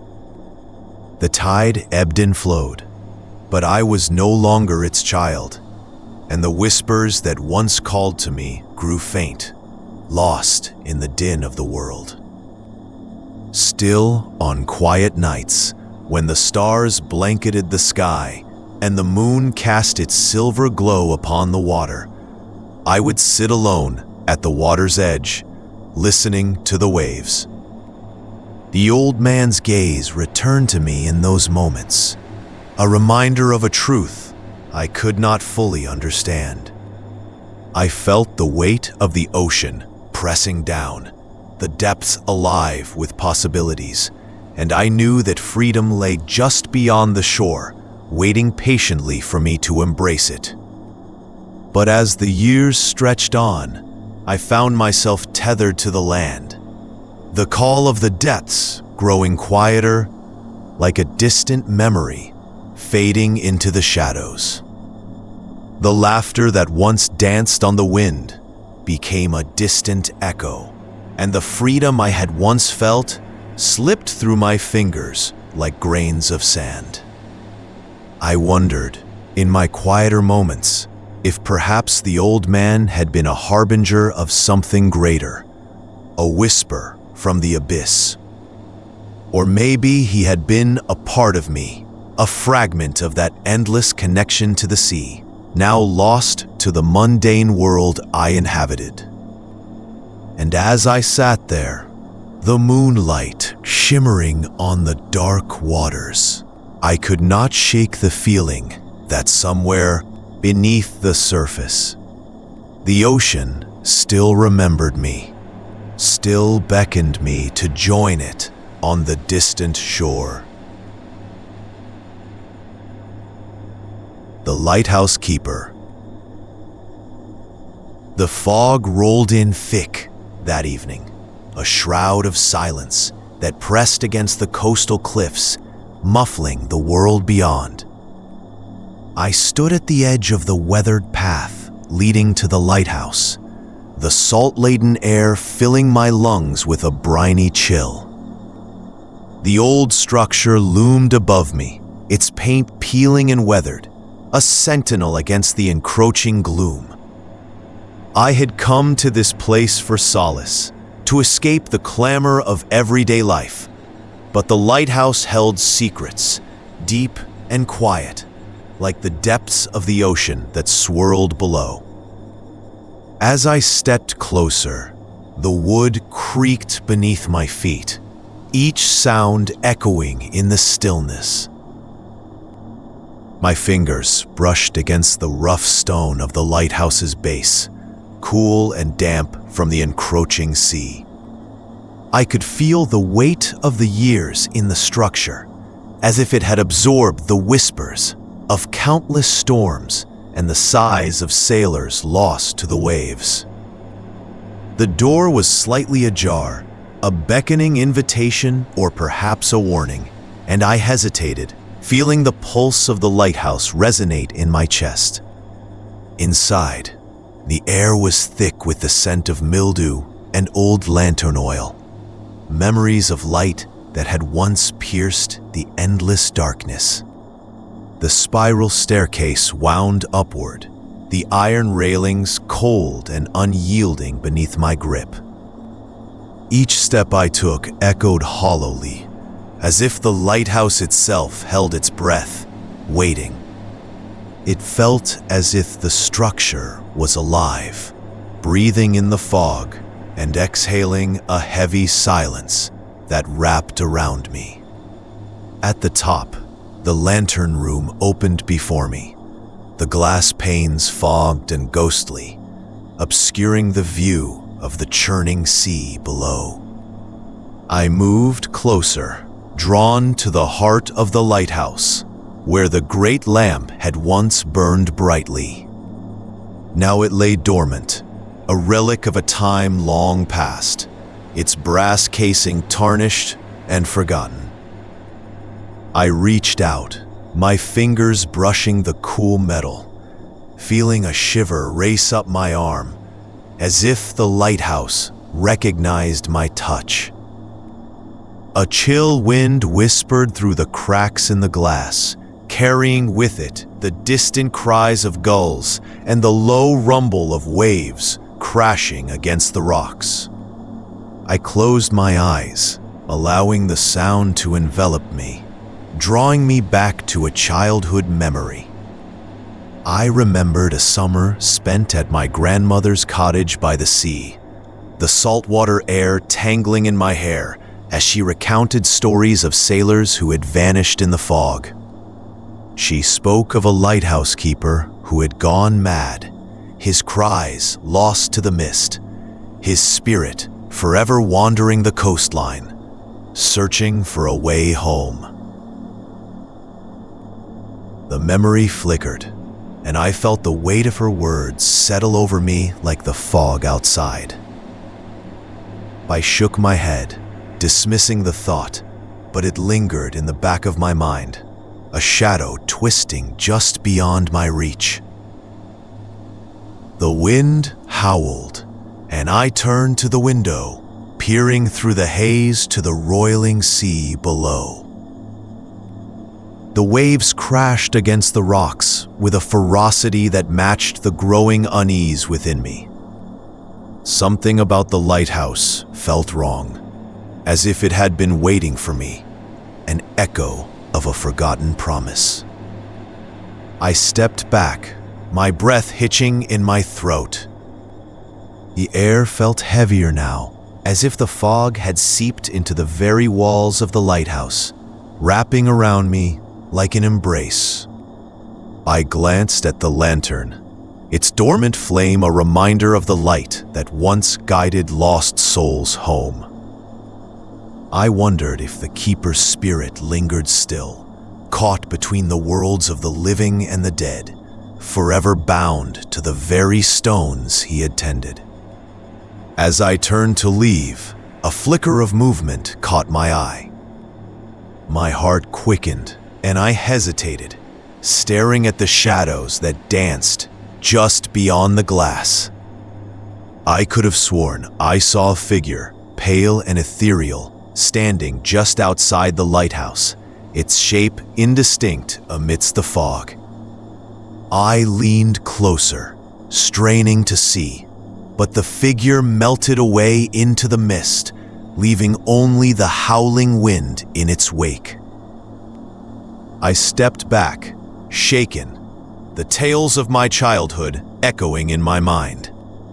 The fog thickened outside, pressing against the glass like a living thing, and I could feel the weight of history in the air, the stories of sailors lost and lighthouses forgotten. I forced myself to breathe, to steady my racing heart, but the unease clung to me like a second skin, whispering of things that lay just beyond the edge of perception. The wind shifted, a cold gust that sent a shiver down my spine. I turned to leave the lantern room, but as I descended the stairs, the sense of being watched grew heavier, enveloping me like the fog outside. Each creak of the wood beneath my feet felt like a warning, a reminder that I was not alone. The lighthouse pulsed with a life of its own, as if it were a heartbeat beneath my skin, urging me to flee or to stay. I reached the bottom, the door looming ahead, but I hesitated again, drawn back by an inexplicable pull. The air grew thick, with a sweet, cloying scent, like the remnants of a candle burned too long. I stepped closer, my heart pounding, and as I pushed the door open, the fog enveloped me, wrapping around my limbs and dragging me into its depths. The world outside was transformed. The coast stretched before me, but it felt different, surreal, as if the landscape had been painted by a dream. The shoreline sparkled under the pale light of the moon, but the waves crashed with a ferocity that felt unnatural, as if they were trying to reclaim something lost. I stood there, the salty breeze tugging at my clothes, and the sense of dread deepened, wrapping around me like a shroud. I turned back to the lighthouse, its silhouette looming against the night sky, and I felt an urge to return, to seek the light that had once shone so brightly. But as I moved, the fog thickened, swirling around my feet, and I felt the ground shift beneath me. Panic surged within me, and I stumbled, the world around me warping, the lighthouse fading into the mist. In that moment, I remembered my grandmother's voice, soft yet insistent, warning of the dangers that lurked in the fog. I tried to call out, to scream, but the sound was swallowed by the silence, leaving only the echo of my heartbeat in my ears. The air grew colder, and I felt the weight of the fog pressing in, suffocating, as if it were alive and hungry. I turned to run, but the fog twisted around me, ensnaring my legs, pulling me back toward the lighthouse. The figure I had seen before materialized again, closer now, its features obscured but unmistakable, a pale, ghostly face that bore a resemblance to someone I once knew. I gasped, recognition dawning, and in that fleeting moment, I realized the truth. I was not the only one seeking the light. The fog thickened, and the ground shifted once more, dragging me toward the edge of the cliffs. I fought against it, but the lighthouse called to me, its presence a siren song, promising freedom from the weight of my fears. As I was pulled closer to the precipice, the figure reached out, its hand brushing against mine, cool and ephemeral. I felt a warmth wash over me, a sense of belonging that had eluded me for so long. The lighthouse loomed above, its light flickering to life, casting a warm glow over the fog. I closed my eyes, surrendering to the pull, the whisper of the past wrapping around me like a... The waiting room. It was a Tuesday afternoon when I found myself seated in the waiting room of the small clinic at the edge of town. The walls were painted a muted shade of green, a color that seemed to absorb light rather than reflect it. A faded poster of a sunrise adorned one wall, the sun's rays stretching out like thin fingers. Time seemed to hang heavy in the air, thickening the atmosphere with an unshakable stillness. The soft hum of the fluorescent lights above was the only sound, a low buzz that faded into the background, like the gentle whisper of forgotten memories. I had come for a routine checkup, a decision made on a whim, spurred by an unsettling dream the night before. The nurses wore crisp uniforms, their movements practiced and efficient. Yet there was a softness in their eyes, a warmth that felt misplaced in the starkness of the clinical surroundings. They would flash brief, reassuring smiles, but those smiles never quite reached their eyes.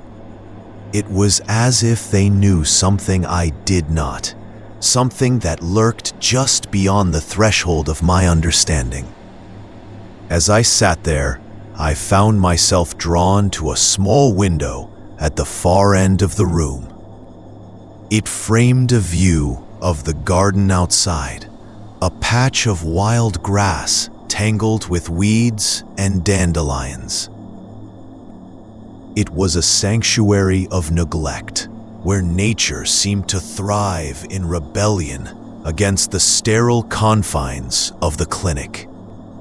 I noticed a wooden bench, its surface worn smooth by time, and a crooked tree that leaned toward the sun, its gnarled branches reaching out like the hands of someone yearning for freedom. My gaze drifted back to the waiting room, landing on the other patients scattered about. An elderly man sat hunched over, his thin fingers gripping a magazine that had long since lost its appeal. A young mother cradled her child, whispering soft, gentle words that only served to deepen the silence.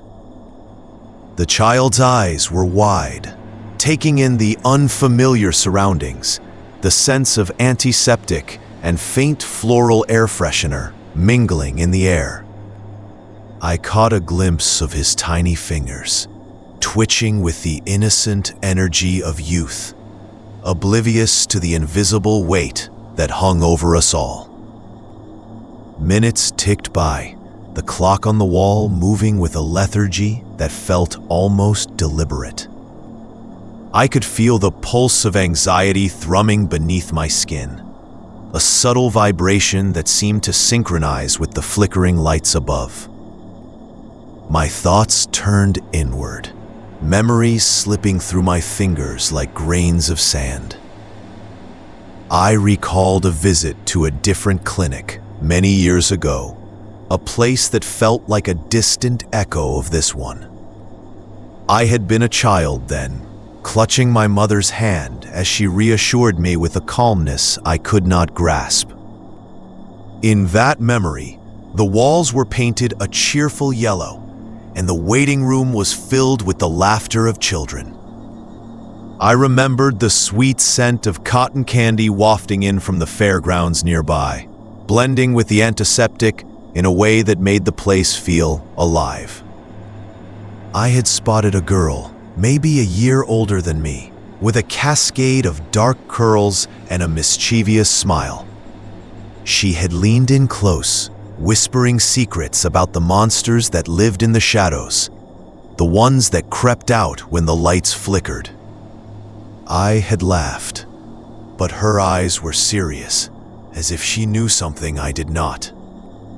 A nurse interrupted my reverie, gliding past with a tray of instruments, her expression unreadable. I watched her disappear down a corridor, the sound of her footsteps fading into silence. The waiting room felt more confining now, the air thick with an unspoken dread that settled in my chest.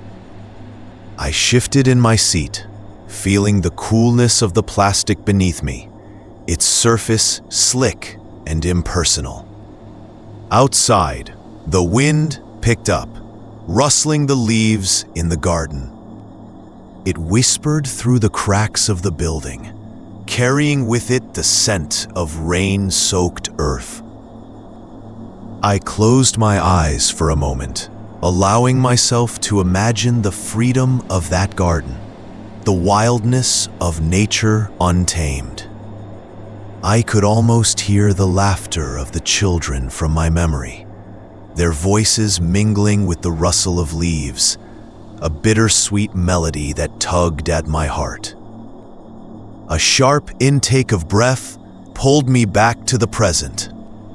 I opened my eyes to find the elderly man staring at me, his gaze piercing through the haze of unease. There was a depth to his eyes, an ancient knowing that sent a shiver down my spine. I quickly averted my gaze, focusing instead on the flickering lights overhead. The hum had grown louder, almost as if the building were alive, breathing in time with the pulse of anxiety that coursed through me. Time dragged on, stretching out like a thin thread. Each tick of the clock felt exaggerated, and I became acutely aware of the dull ache forming in my lower back. I stood and wandered toward the window, drawn to the garden once more. The wind had picked up further, sending a shiver through the branches of the crooked tree. I could see the shadows dancing along the ground, flitting in and out of sight, as if the earth itself were alive with secrets. The garden, once a sanctuary of neglect, now seemed to pulse with an energy I couldn't quite place. I leaned closer to the glass, peering at the wildflowers that grew unchecked, their colors vibrant against the muted background. A thought crossed my mind. What lay beyond the garden, beyond the confines of the clinic? I imagined stepping outside, feeling the earth beneath my feet, the wind rushing through my hair. Freedom, in its purest form, felt just a heartbeat away. But the moment was fleeting. A door swung open behind me, and the nurse reappeared, her expression as inscrutable as ever. She gestured for me to follow, her movements fluid and practiced, as if she had done this 1,000 times before. I hesitated for just a moment, glancing back at the waiting room. The other patients remained still, trapped in their own worlds, their eyes glazed over, as if caught in a dream. As I stepped into the corridor, the cool air enveloped me, and I could feel the weight of something unseen pressing down upon my shoulders. The nurse led me down a narrow hall lined with doors, each one closed, each one a mystery. The fluorescent lights flickered overhead, casting shadows that danced along the walls, whispering secrets I couldn't decipher. I was ushered into a small examination room, the sterile smell of antiseptic overwhelming. The nurse instructed me to sit on the table, her movements graceful yet detached. She turned to prepare the instruments, and in that brief moment, I noticed the reflection of my own face in the metal tray. There was something unsettling about it, a flicker of recognition that sent a chill through me. In that instant, I felt the pull of the past, the weight of memories intertwining with the present. I recalled the girl from my childhood, her dark curls and knowing smile. She had spoken of monsters, of shadows that crept into the light. I could almost hear her voice echoing in my mind, mingling with the sounds of the clinic, the hum of the lights, the rustling of the leaves outside. And then I understood, the clinic was a threshold, a place where the lines blurred between the living and the dead. The waiting room, the garden, the whispers in the shadows, they all intertwined, weaving a tapestry of forgotten souls. My heart quickened as I realized I had become part of that tapestry, caught in the delicate threads of memory and dread, forever waiting in the space between. The nurse turned back, her eyes meeting mine, and in that moment, I felt the weight of the stillness beneath. I found the tapes while clearing out my late grandmother's attic, an old cardboard box tucked away in a corner, dust clinging to the edges like a secret. They were unmarked, their spools faintly rattling as I picked one up, the soft sound a whisper in the thick silence. I could feel the weight of them, each one a promise, a mystery. Curiosity tugged at me, pulling me deeper into memories of her, how she had once spoken of dreams as though they were treasures, whispered them to me in the quiet hours before sleep would take me. That night, I sat cross-legged on the floor of my dimly lit living room, the flickering light from a candle casting gentle shadows that danced across the walls. The air was thick with the scent of melted wax, a soothing balm against the chill creeping in from the window cracks. I slid a tape into my old player, fingers trembling slightly with anticipation. As the mechanical whir filled the room, I let my breath settle, sinking into the moment. A soft voice emerged, a soothing murmur that wrapped around me like a comforting shawl. The speaker guided listeners through a labyrinth of calm, encouraging them to breathe deeply, to let go of the day's troubles. Each word unfurled in the air, gentle as a lullaby, inviting me into a dreamlike state. I closed my eyes, letting the warmth of her voice seep into my thoughts, the outside world blurring into the background. With each session, I found myself drawn deeper into this tranquil realm. The tapes spoke of a different kind of freedom, one that promised escape from the ordinary. In those moments, I felt untethered, as if I floated above the constraints of my life. Days passed, marked by the rhythm of the tapes. Each night, a new journey into the unknown, where worries melted away like morning fog. Yet, beneath the soothing lull, something stirred.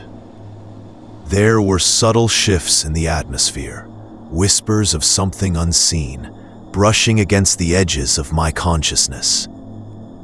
Shadows elongated, creeping along the walls with a languid grace, and the candlelight flickered as if responding to an unseen breath. I told myself it was merely the house settling, the wind murmuring secrets outside. I kept returning to the tapes, the hypnotic pull of the voice drawing me in like a moth to a flame. One evening, the voice took on a different tone, its cadence slipping into something heavier, more intimate. I felt a familiar tingle at the back of my neck, a sensation I had long associated with my grandmother's presence. I recalled sitting beside her, the world outside shrouded in twilight, as she spoke of dreams like they were ethereal threads woven into the fabric of life. There had been times when I swore she saw things that others did not, a knowing light in her eyes that shimmered with the weight of experience. The tape urged me to explore my dreams, to document them, to become a cartographer of my own subconscious. The idea thrilled me, and I began to keep a journal beside my bed. Each morning, I scribbled down fragments of my night travels, the images flickering like candlelight in my mind. There was a recurring dream, a darkened room where shadows coalesced into familiar shapes. They beckoned to me, pulling at my heart with a strange sense of longing. As I delved deeper into my dreams, the shadows began to take form, their outlines becoming clearer. I recognized my grandmother's silhouette one night, an ethereal figure standing in the corner of that darkened room. She reached out, her hand elongated, fingers curling like tendrils of smoke. I awoke with a start, the feeling of her presence lingering like an echo in my bones. I returned to the tapes, the voice now a constant companion, guiding me through the labyrinth of my mind. But with each session, the line between reality and dream began to blur. I noticed the way the shadows seemed to linger longer, stretching across my room, as if they were trying to reach me. Each time I closed my eyes, I felt the weight of the darkness pulling me, a slow descent into a realm I could not fully comprehend. Then came the night when the voice on the tape shifted entirely, its timbre laced with something more urgent, more insistent. It implored me to let go completely, to surrender to the depths of my mind. I felt the familiar weight of sleep creeping in, but this time it carried with it an unsettling heaviness. As I drifted, the shadows twisted and turned, becoming figures that seemed to pulse with life. I awoke in the dark, the room cloaked in an oppressive stillness.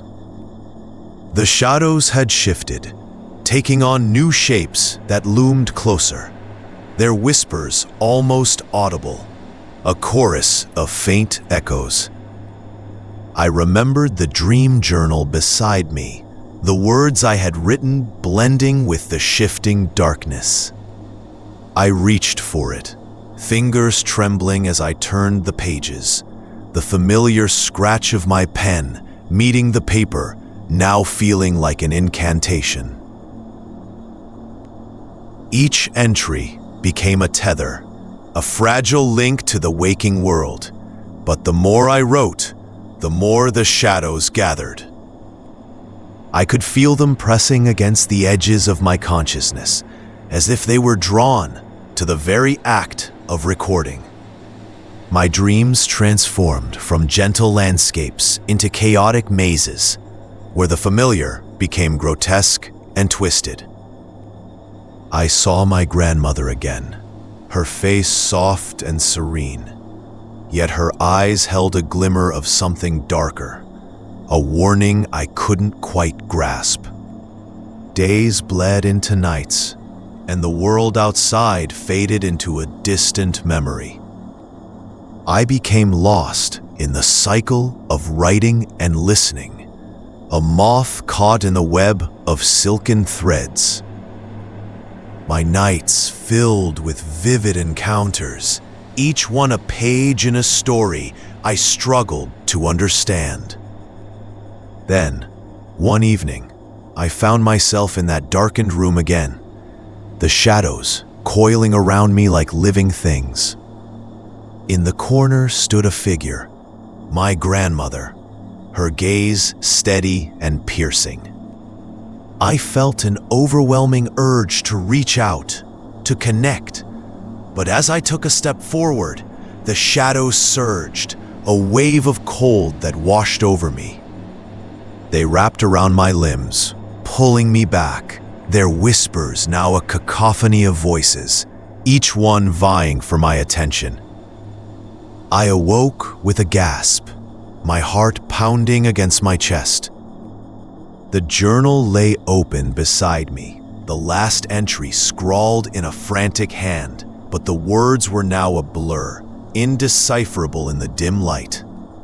I could feel the shadows still lurking, their presence a constant weight in the corners of my room.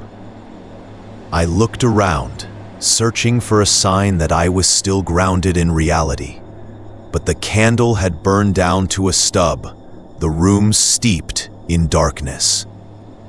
In that moment, the realization settled over me like a shroud. The tapes had become a door, one I had willingly opened, but I could no longer discern where I ended and the shadows began. I could hear their whispers in the silence, a soft lullaby entwining with my thoughts. I had sought freedom, but what I found was a labyrinth of echoes and shadows, each one a reminder of the thin veil between dreams and the waking world. The tapes remained, their magnetic pull still strong, but I hesitated, the uncertainty of what lay within now a heavy weight on my chest. I closed my eyes, a final breath escaping my lips as I sank into the stillness, the shadows drawing near, a quiet embrace that promised both escape and entrapment. I was left to wonder if I would ever truly wake again. Lost light. The air held a certain heaviness as I approached the coast, a thick blanket of fog rolling in from the sea, softening the jagged outlines of the cliffs. It clung to the skin, damp and cool, a whisper of something ancient and unsettling. I had come to this forgotten place in search of solitude, drawn by the promise of isolation and the gentle lapping of waves against the shore. The lighthouse stood like a sentinel against the encroaching gray, its whitewashed surface peeling, a testament to years of salt and storm. Walking the narrow path that led to the tower, I felt the crunch of gravel beneath my feet, each step echoing in the thick silence. The lighthouse loomed larger, its beam a ghostly glow that struggled against the weight of the fog. The scent of brine filled my lungs, sharp and invigorating, yet there was a sweetness to it too, a rotting sweetness that set my teeth on edge. I hesitated, glancing back at the path I had taken, a ribbon of darkness that seemed to writhe and twist in the haze. Once inside, the door creaked as I pushed it open, a sound that resonated through the hollowed space. Dust motes danced in the shaft of light, filtering through the glass panes, illuminating the spiral staircase that wound upward. I placed my hand on the cool metal railing, its surface slick and cold, and began the ascent. Each step creaked underfoot, the wood groaning like an old man lamenting his years. As I climbed, I recalled my childhood summers spent at a similar lighthouse with my grandmother, her stories of shipwrecks and lost sailors echoing in my mind. The lighthouse keeper had been a man of few words, but there had always been an air of mystery about him. I remembered the way he would stand at the edge of the cliffs, staring out to sea, as if he were waiting for something or someone to return. The fog had always enveloped those shores too, shrouding the world in its wet embrace. Reaching the top, I stepped into the lantern room, where the glass windows offered a panoramic view of the churning sea below. The fog swirled outside like restless spirits, wrapping around the rocky outcroppings and obscuring the horizon. I could hear the soft crash of waves, a rhythmic lullaby that seemed to beckon me closer to the edge. I leaned against the railing, the metal cold against my skin, as I gazed out into the white abyss. Time slipped away as I lost myself in the hypnotic dance of the waves. It was strange how quickly I felt detached from the world, the weight of reality fading into the mist. In that moment, I was no longer just a visitor. I was part of something larger, something vast and eternal. The sound of the ocean, the whispers of the fog, they all seemed to coalesce into a single, haunting melody. Then a shape emerged from the depths of the fog, a boat, small and fragile, its silhouette barely discernible. I squinted against the haze, straining to catch a glimpse of the figure at the helm. A craft bobbed on the surface, a mere speck in the immensity of the gray sea. I felt a pull, an urge to call out, to warn them of the rocks hidden beneath the surface, but my voice caught in my throat. I stood frozen, my heart pounding with a mix of dread and fascination. As the boat drew closer, I realized the figure was not alone. Shadows shifted within the vessel, indistinct forms that moved in a way that felt oddly familiar. I pressed my palms against the cool glass, the fog obscuring my view, yet I could sense a weight, a presence that seemed to reach out from the depths of the sea. A chill coursed through me, and I stepped back, my breath quickening as I stumbled over the metal railing. I turned to the lantern, the light flickering as if responding to my unease. The air grew heavy, this silence thickening until it felt as if I were encased in a bubble of tension. I caught my reflection in the glass, eyes wide, skin pale, and wondered if the fog had seeped into my mind, blurring the line between memory and reality. From the corner of my eye, I noticed movement outside. The boat had drifted closer, the figures now clearer, yet still obscured by the mist. I could make out faces, familiar and yet foreign, as if they were drawn from the depths of my own childhood memories. A sense of recognition washed over me, chilling and sweet, yet I could not place them. I leaned closer, straining to hear their laughter, light and airy, but it turned into a haunting echo that sent shivers down my spine. In that moment, I was overcome with the weight of the past, the summers spent by the sea, the stories told under starlit skies.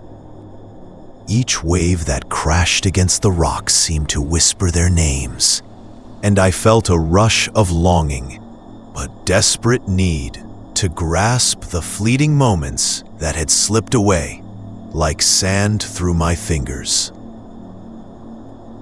The figures began to fade, dissolving into the fog, their laughter a distant memory I could not hold. Suddenly, I was aware of another presence, a warmth at my back that sent prickles across my skin. I turned slowly, the lantern's light casting long shadows across the room, and there, just beyond the threshold, stood a woman cloaked in the fog. Her face was softened by the mist, yet her eyes shone with an ethereal light, deep and knowing. The air crackled with electricity as our gazes met, and in that moment, I felt time stand still. I wanted to reach out, to ask her who she was, but words failed me. Instead, I watched as she raised a hand, beckoning me to join her, to step into the fog and let it envelop me. My heart raced at the thought. It felt like a dream, one I was both eager and terrified to step into. I took a tentative step forward, my feet moving of their own accord, drawn by an unseen force.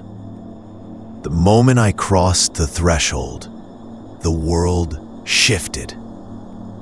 The lighthouse faded, the walls dissolving into the mist, and I found myself standing on the rocky shore. The waves crashed against the stones, a melody of chaos and calm. The figures from the boat were there, waiting, their faces now clear, smiling, reaching out to me as if inviting me into their embrace. I felt the pull of the sea, its depths calling to me, and I took a step closer, feeling the cold water lap against my ankles. The fog swirled around me, thickening, and as I looked back, the lighthouse stood in the distance, a solitary beacon swallowed by the gray. I understood then that I was not lost. I had come home. With one last glance over my shoulder, I surrendered to the embrace of the fog, the figures welcoming me into their world, the whispers of the ocean weaving a tapestry of forgotten dreams. The light of the lighthouse faded into nothingness, leaving only the sound of waves and the laughter of those who had come before me, a melody that would echo for eternity. In the stillness of the attic, as the sun dipped behind the line of trees, casting elongated shadows across the floorboards, I found myself drawn to the attic, a place I had long avoided. Dust motes danced in the fading light, swirling gently in the air like lost memories, and I felt a strange compulsion to explore the remnants of lives once lived. The wooden ladder creaked underfoot as I ascended, each step stirring the musty scent of old wood and forgotten things. The attic, with its low, sloping ceiling, was a labyrinth of boxes and trunks, each one a keeper of secrets. It was an intimate space, yet it felt vast with history. I moved slowly, mindful of the cobwebs that hung like delicate lace from the beams above. A soft rustle echoed in the silence, and I paused, heart quickening slightly, though I brushed it off as the wind whispering through the eaves. I knelt beside a trunk that seemed older than the house itself, the wood cracked and worn. The latch gave way with a reluctant creak, revealing a treasure trove of yellowed papers and brittle letters, their ink faded but still legible. It was an unexpected thrill to delve into someone else's past, to sift through the emotions they had left behind. One letter caught my eye, addressed to a woman named Clara. The handwriting was elegant, flowing like a soft melody. As I read, I felt the warmth of a long-ago affection wrap around me, the kind that lingers in the air long after the words have been spoken. It spoke of moonlit walks and shared dreams, the kind of love that seemed to transcend time. I couldn't help but wonder who Clara was, what became of her, and why these words were left to gather dust. Beneath the letters lay a small, leather-bound diary, its cover worn and soft, like the skin of an old friend. I opened it with reverence, my fingers tracing the delicate pages. The entries were filled with mundane details, but as I read deeper, an unsettling tension emerged. The writer, a young girl, began to speak of shadows that danced just beyond the edges of her sight, of whispers that echoed in the dark corners of her room. With each page turned, the girl's fears grew palpable, a thread of dread weaving through her innocent observations. She wrote of a feeling, a presence that seemed to watch her, a sensation that settled in her chest like a heavy weight. It felt intimately familiar, as if I were reading a reflection of my own childhood fears, the ones I had buried deep but could never quite shake. I remembered my own attic, a place where shadows stretched long and the air felt thick with secrets. I had spent countless hours there, imagining the lives of those who came before me, fabricating stories in the solitude. I recalled a soft voice, a gentle hand brushing against my shoulder, and the comfort it brought, even though I had never seen anyone. Was it real? Or merely the product of a child's imagination? The diary continued, the girl's handwriting becoming more frantic, her entries more erratic. She spoke of a friend who appeared during the twilight hours, a fleeting figure who offered comfort amidst her growing fears. It was a friendship born in whispers and soft laughter, yet something in the girl's words hinted at a darker undercurrent. The friend would share tales of freedom, of escaping the confines of their small world, but those tales began to twist, revealing a longing that felt like a tether pulling tighter. As I read on, I found myself enveloped in a sense of unease, as if the attic itself held its breath, urging me to stop. The final entries were scrawled hastily, ink smudged as if the girl had written them in a frenzy. She spoke of her friend's true nature, of the cost of freedom that seemed to come at a terrible price. The last sentence hung in the air, pregnant with finality.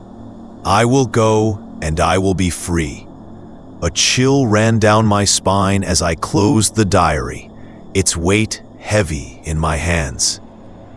I glanced around the attic, the shadows now feeling more substantial, as if they had gathered closer, curious about my intrusion.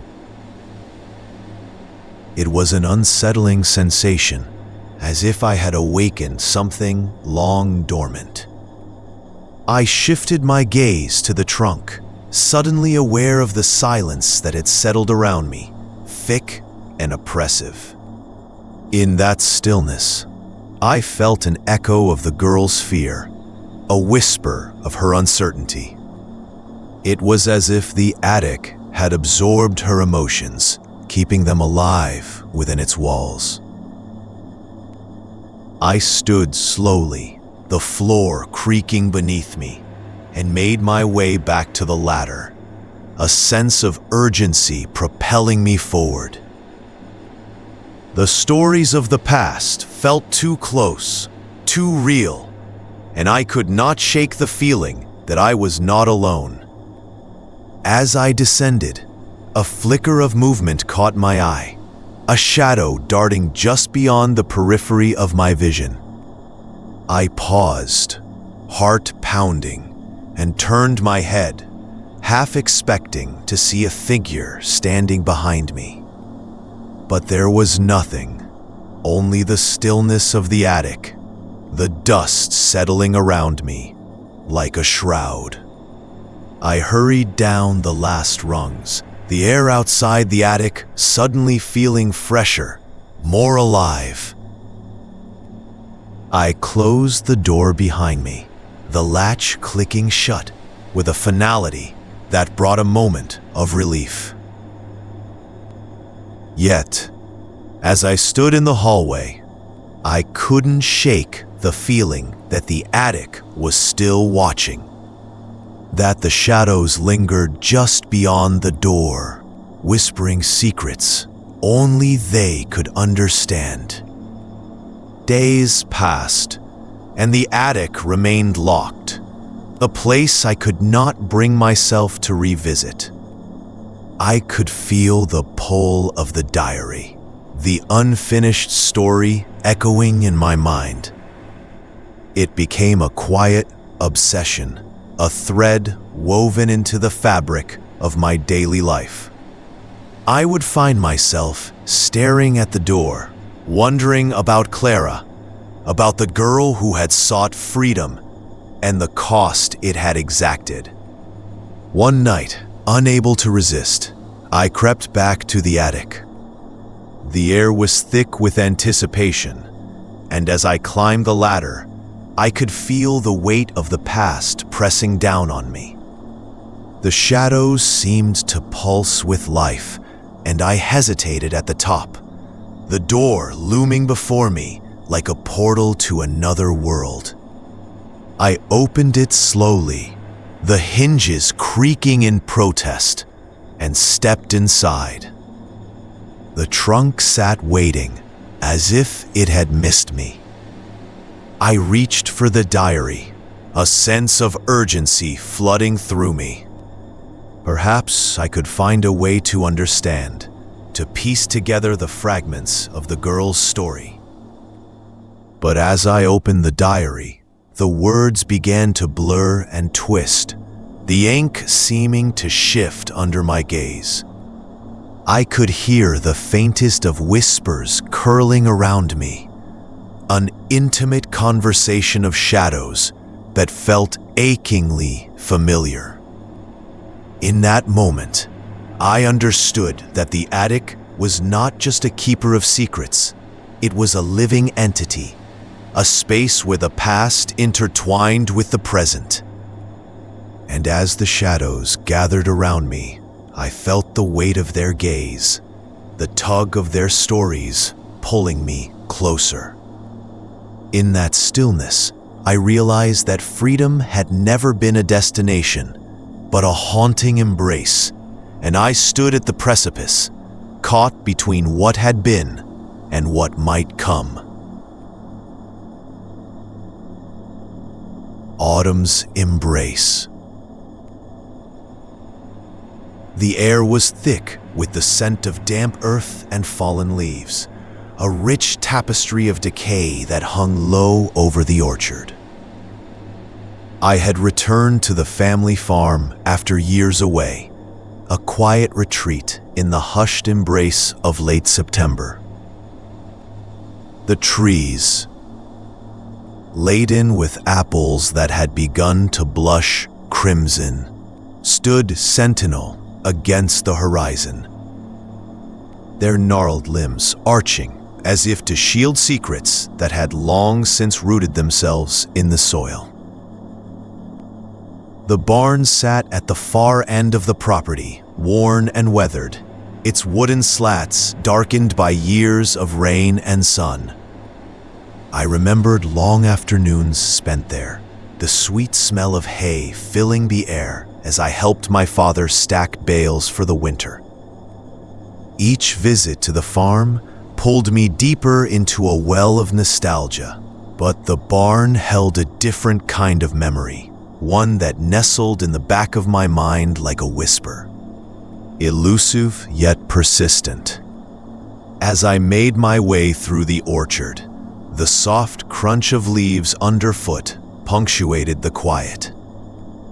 I could feel the weight of the world slipping away with each step, my heart sinking with the rhythmic rustle of the trees. The sunlight filtered through the branches, casting a dappled pattern on the ground, a gentle reminder of days gone by. But amid this beauty, an unsettling chill crept in, an awareness that something was watching, lurking just beyond the periphery. At the barn, the door creaked open with a slow, mournful groan. Dust motes danced in the slanting light, swirling like tiny spirits in the silence. I stepped inside, the wooden floorboards cool and uneven beneath my feet. The familiar scents rushed back: hay, old wood, and something else, something faintly metallic that I couldn't quite place. The shadows seemed to stretch and shift as I moved deeper into the space, and I felt a twinge of discomfort, as if the barn itself was alive, breathing in concert with my own anxiety. I made my way to the hayloft, climbing the narrow ladder that creaked under my weight. Each rung brought a sense of disquiet, and when I reached the top, I paused to take in the view. The loft was filled with thick bales, their edges softened by years of settling. Sunlight streamed through the gaps in the wood, illuminating the dust that hung in the air like a curtain, obscuring the corners where shadows pooled. Sitting on a bale, I let my gaze drift across the expanse of the orchard, the trees swaying gently as if whispering secrets to one another. It was peaceful here, but a sense of urgency gnawed at the edges of my mind. I recalled the stories my grandmother used to tell, tales of the land and its history, of how the orchard was said to have a spirit, a guardian that watched over the crops. I had laughed them off as a child, but now, in the quiet of the barn, I felt the weight of those words settle over me like a blanket. As I sat in the dim light, The memory of a summer day flickered in my mind. I was small then, a child running barefoot through the grass, the sun warm against my skin. My father's laughter echoed in my ears as he chased me around the barn, the world alive with possibility.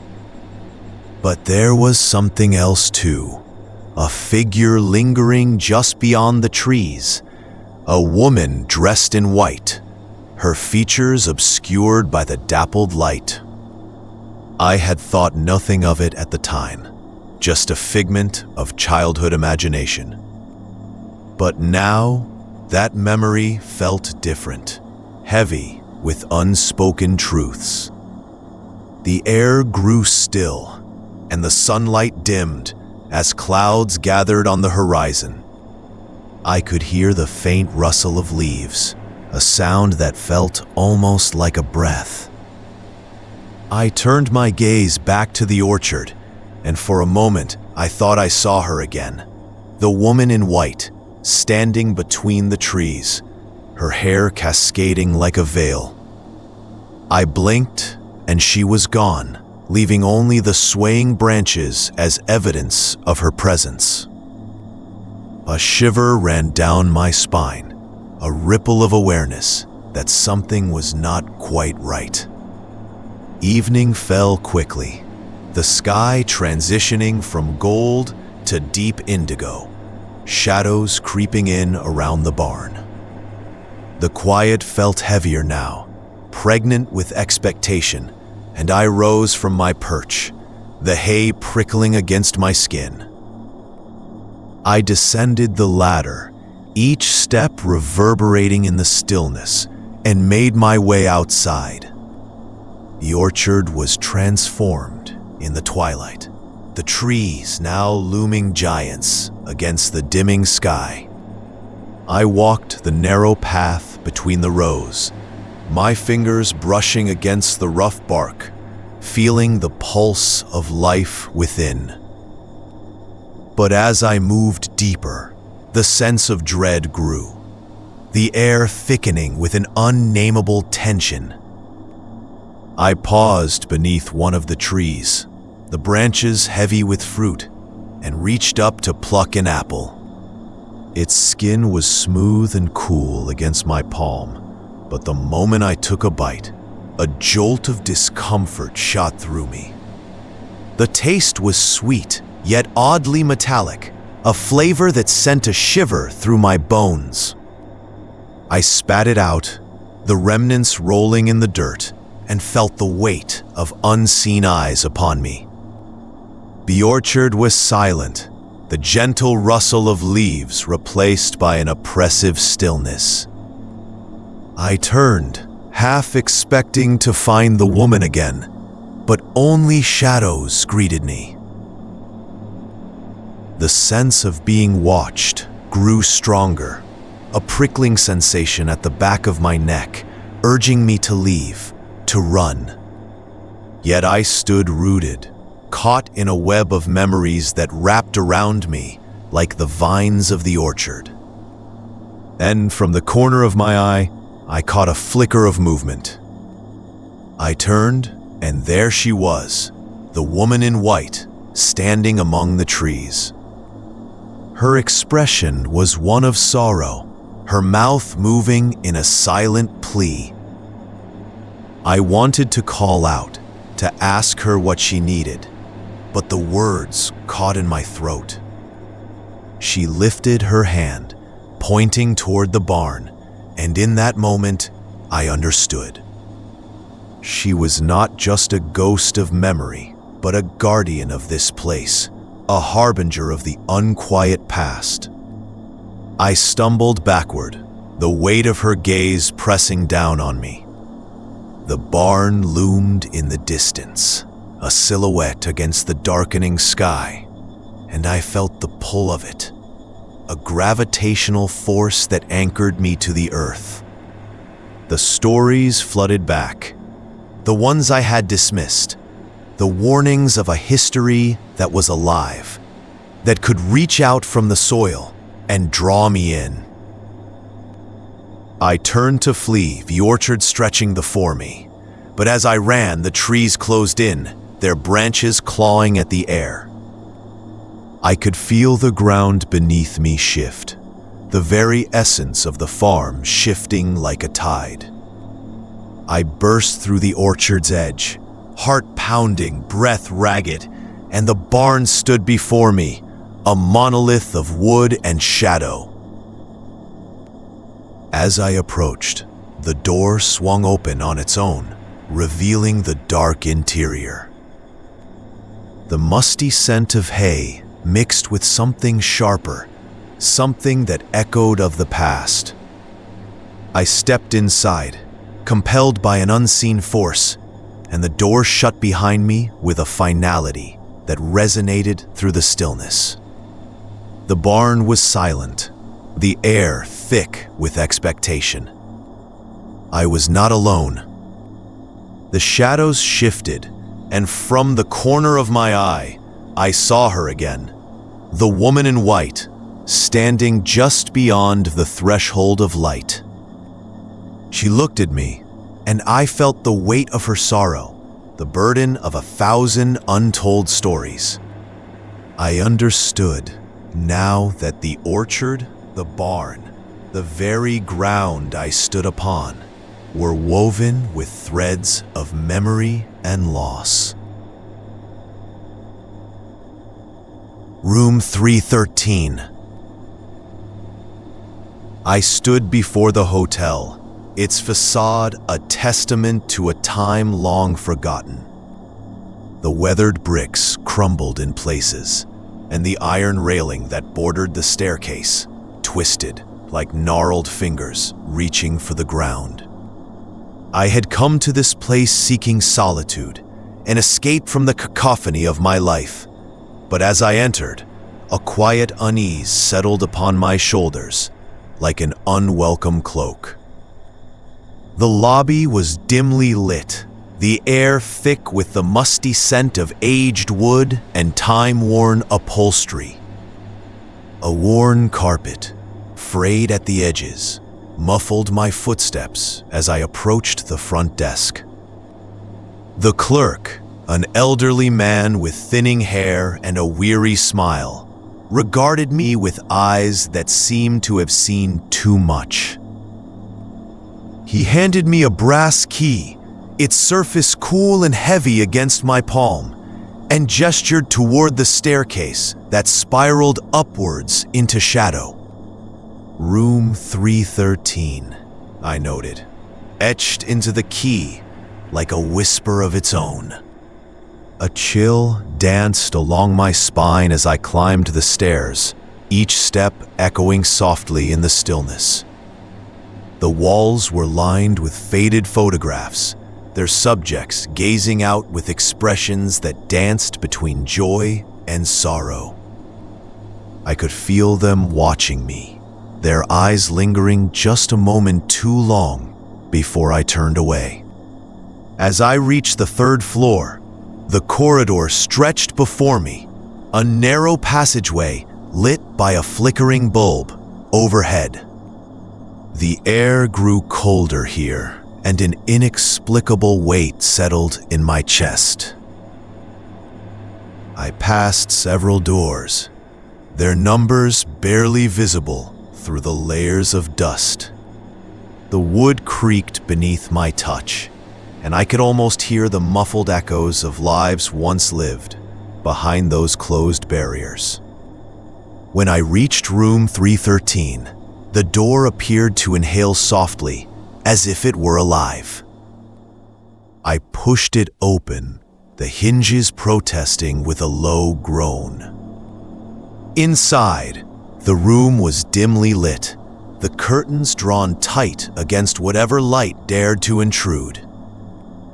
The furniture was sparse, a bed with a faded quilt, a wooden dresser with a cracked mirror, and a single armchair that seemed to sag under the weight of its own history. I set my suitcase down, the thud resonating in the silence. As I began to unpack, a peculiar sensation washed over me. The air felt heavy, charged with something I could not name. I brushed my fingers over the quilt, its fibers coarse against my skin. And for a fleeting moment, I felt a presence, the faintest hint of breath against my ear, a shiver that skated down my spine. I dismissed it as the product of an overactive imagination, a remnant of my restless thoughts. Night fell swiftly, the shadows creeping into the corners of the room. I settled into the armchair, the fabric cool and slightly damp against my back. The quiet of the hotel enveloped me, a thick blanket that seemed to muffle the world beyond my walls. Time slipped away, and I found myself drifting between wakefulness and sleep, the boundaries blurring like the edges of a dream. It was then that I heard it, a soft rustling, like the whisper of someone shifting in the dark. My heart quickened, the sound pulling me from the cocoon of my drowsiness. I glanced toward the door, half expecting to see someone standing there, but the corridor remained empty, shrouded in shadow. I closed my eyes, willing myself to relax, but the rustling persisted, a soft cadence that beckoned me. I stood, the floorboards creaking beneath my weight, and stepped toward the window. I pulled back the curtain, the fabric rough against my fingers, revealing a view of the empty street below, bathed in the silvery glow of the moon. As I gazed into the night, I caught a glimpse of movement in the reflection of the window, a fleeting figure, pale and ethereal, standing just behind me. I spun around, heart pounding, but the room was empty. A chill settled in the air, and I could feel the fine hairs on my arms rise in response. My breath quickened as I searched every corner, every shadow. Settling back into the armchair, I wrapped my arms around myself, the quilt suddenly feeling inadequate against the cold that seemed to seep into my bones. The rustling returned, this time louder, as if someone were pacing just outside my door. I could almost hear the soft scuff of shoes against the floor, a rhythmic dance that echoed in the silence.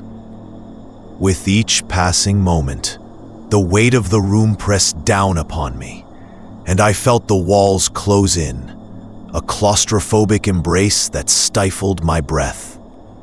I reached for the brass key, its cool surface grounding me, but the presence remained, a quiet watcher that never revealed itself. I was both a guest and an intruder in this space, an uneasy inhabitant of a forgotten history. The night wore on, the rustling and pacing a constant refrain. I could no longer tell if it was a figment of my mind or something far more sinister. I fought back to a childhood memory of a similar hotel, a family trip taken long ago. I recalled a conversation with a woman in a faded dress, her voice a soft lull that seemed to drift in and out of my consciousness. She had spoken of freedom, of dreams and shadows, but now her words felt like an echo in a vast emptiness. The memories tangled with the present, blurring the line between what was real and what was not. The rustling grew louder, more insistent, and I could feel a creeping dread unfurling within me. I stood once more, compelled to confront whatever lingered beyond my door. As I approached, the air grew colder still, a biting chill that twisted my stomach into knots. I reached for the doorknob, the metal icy against my palm, and hesitated.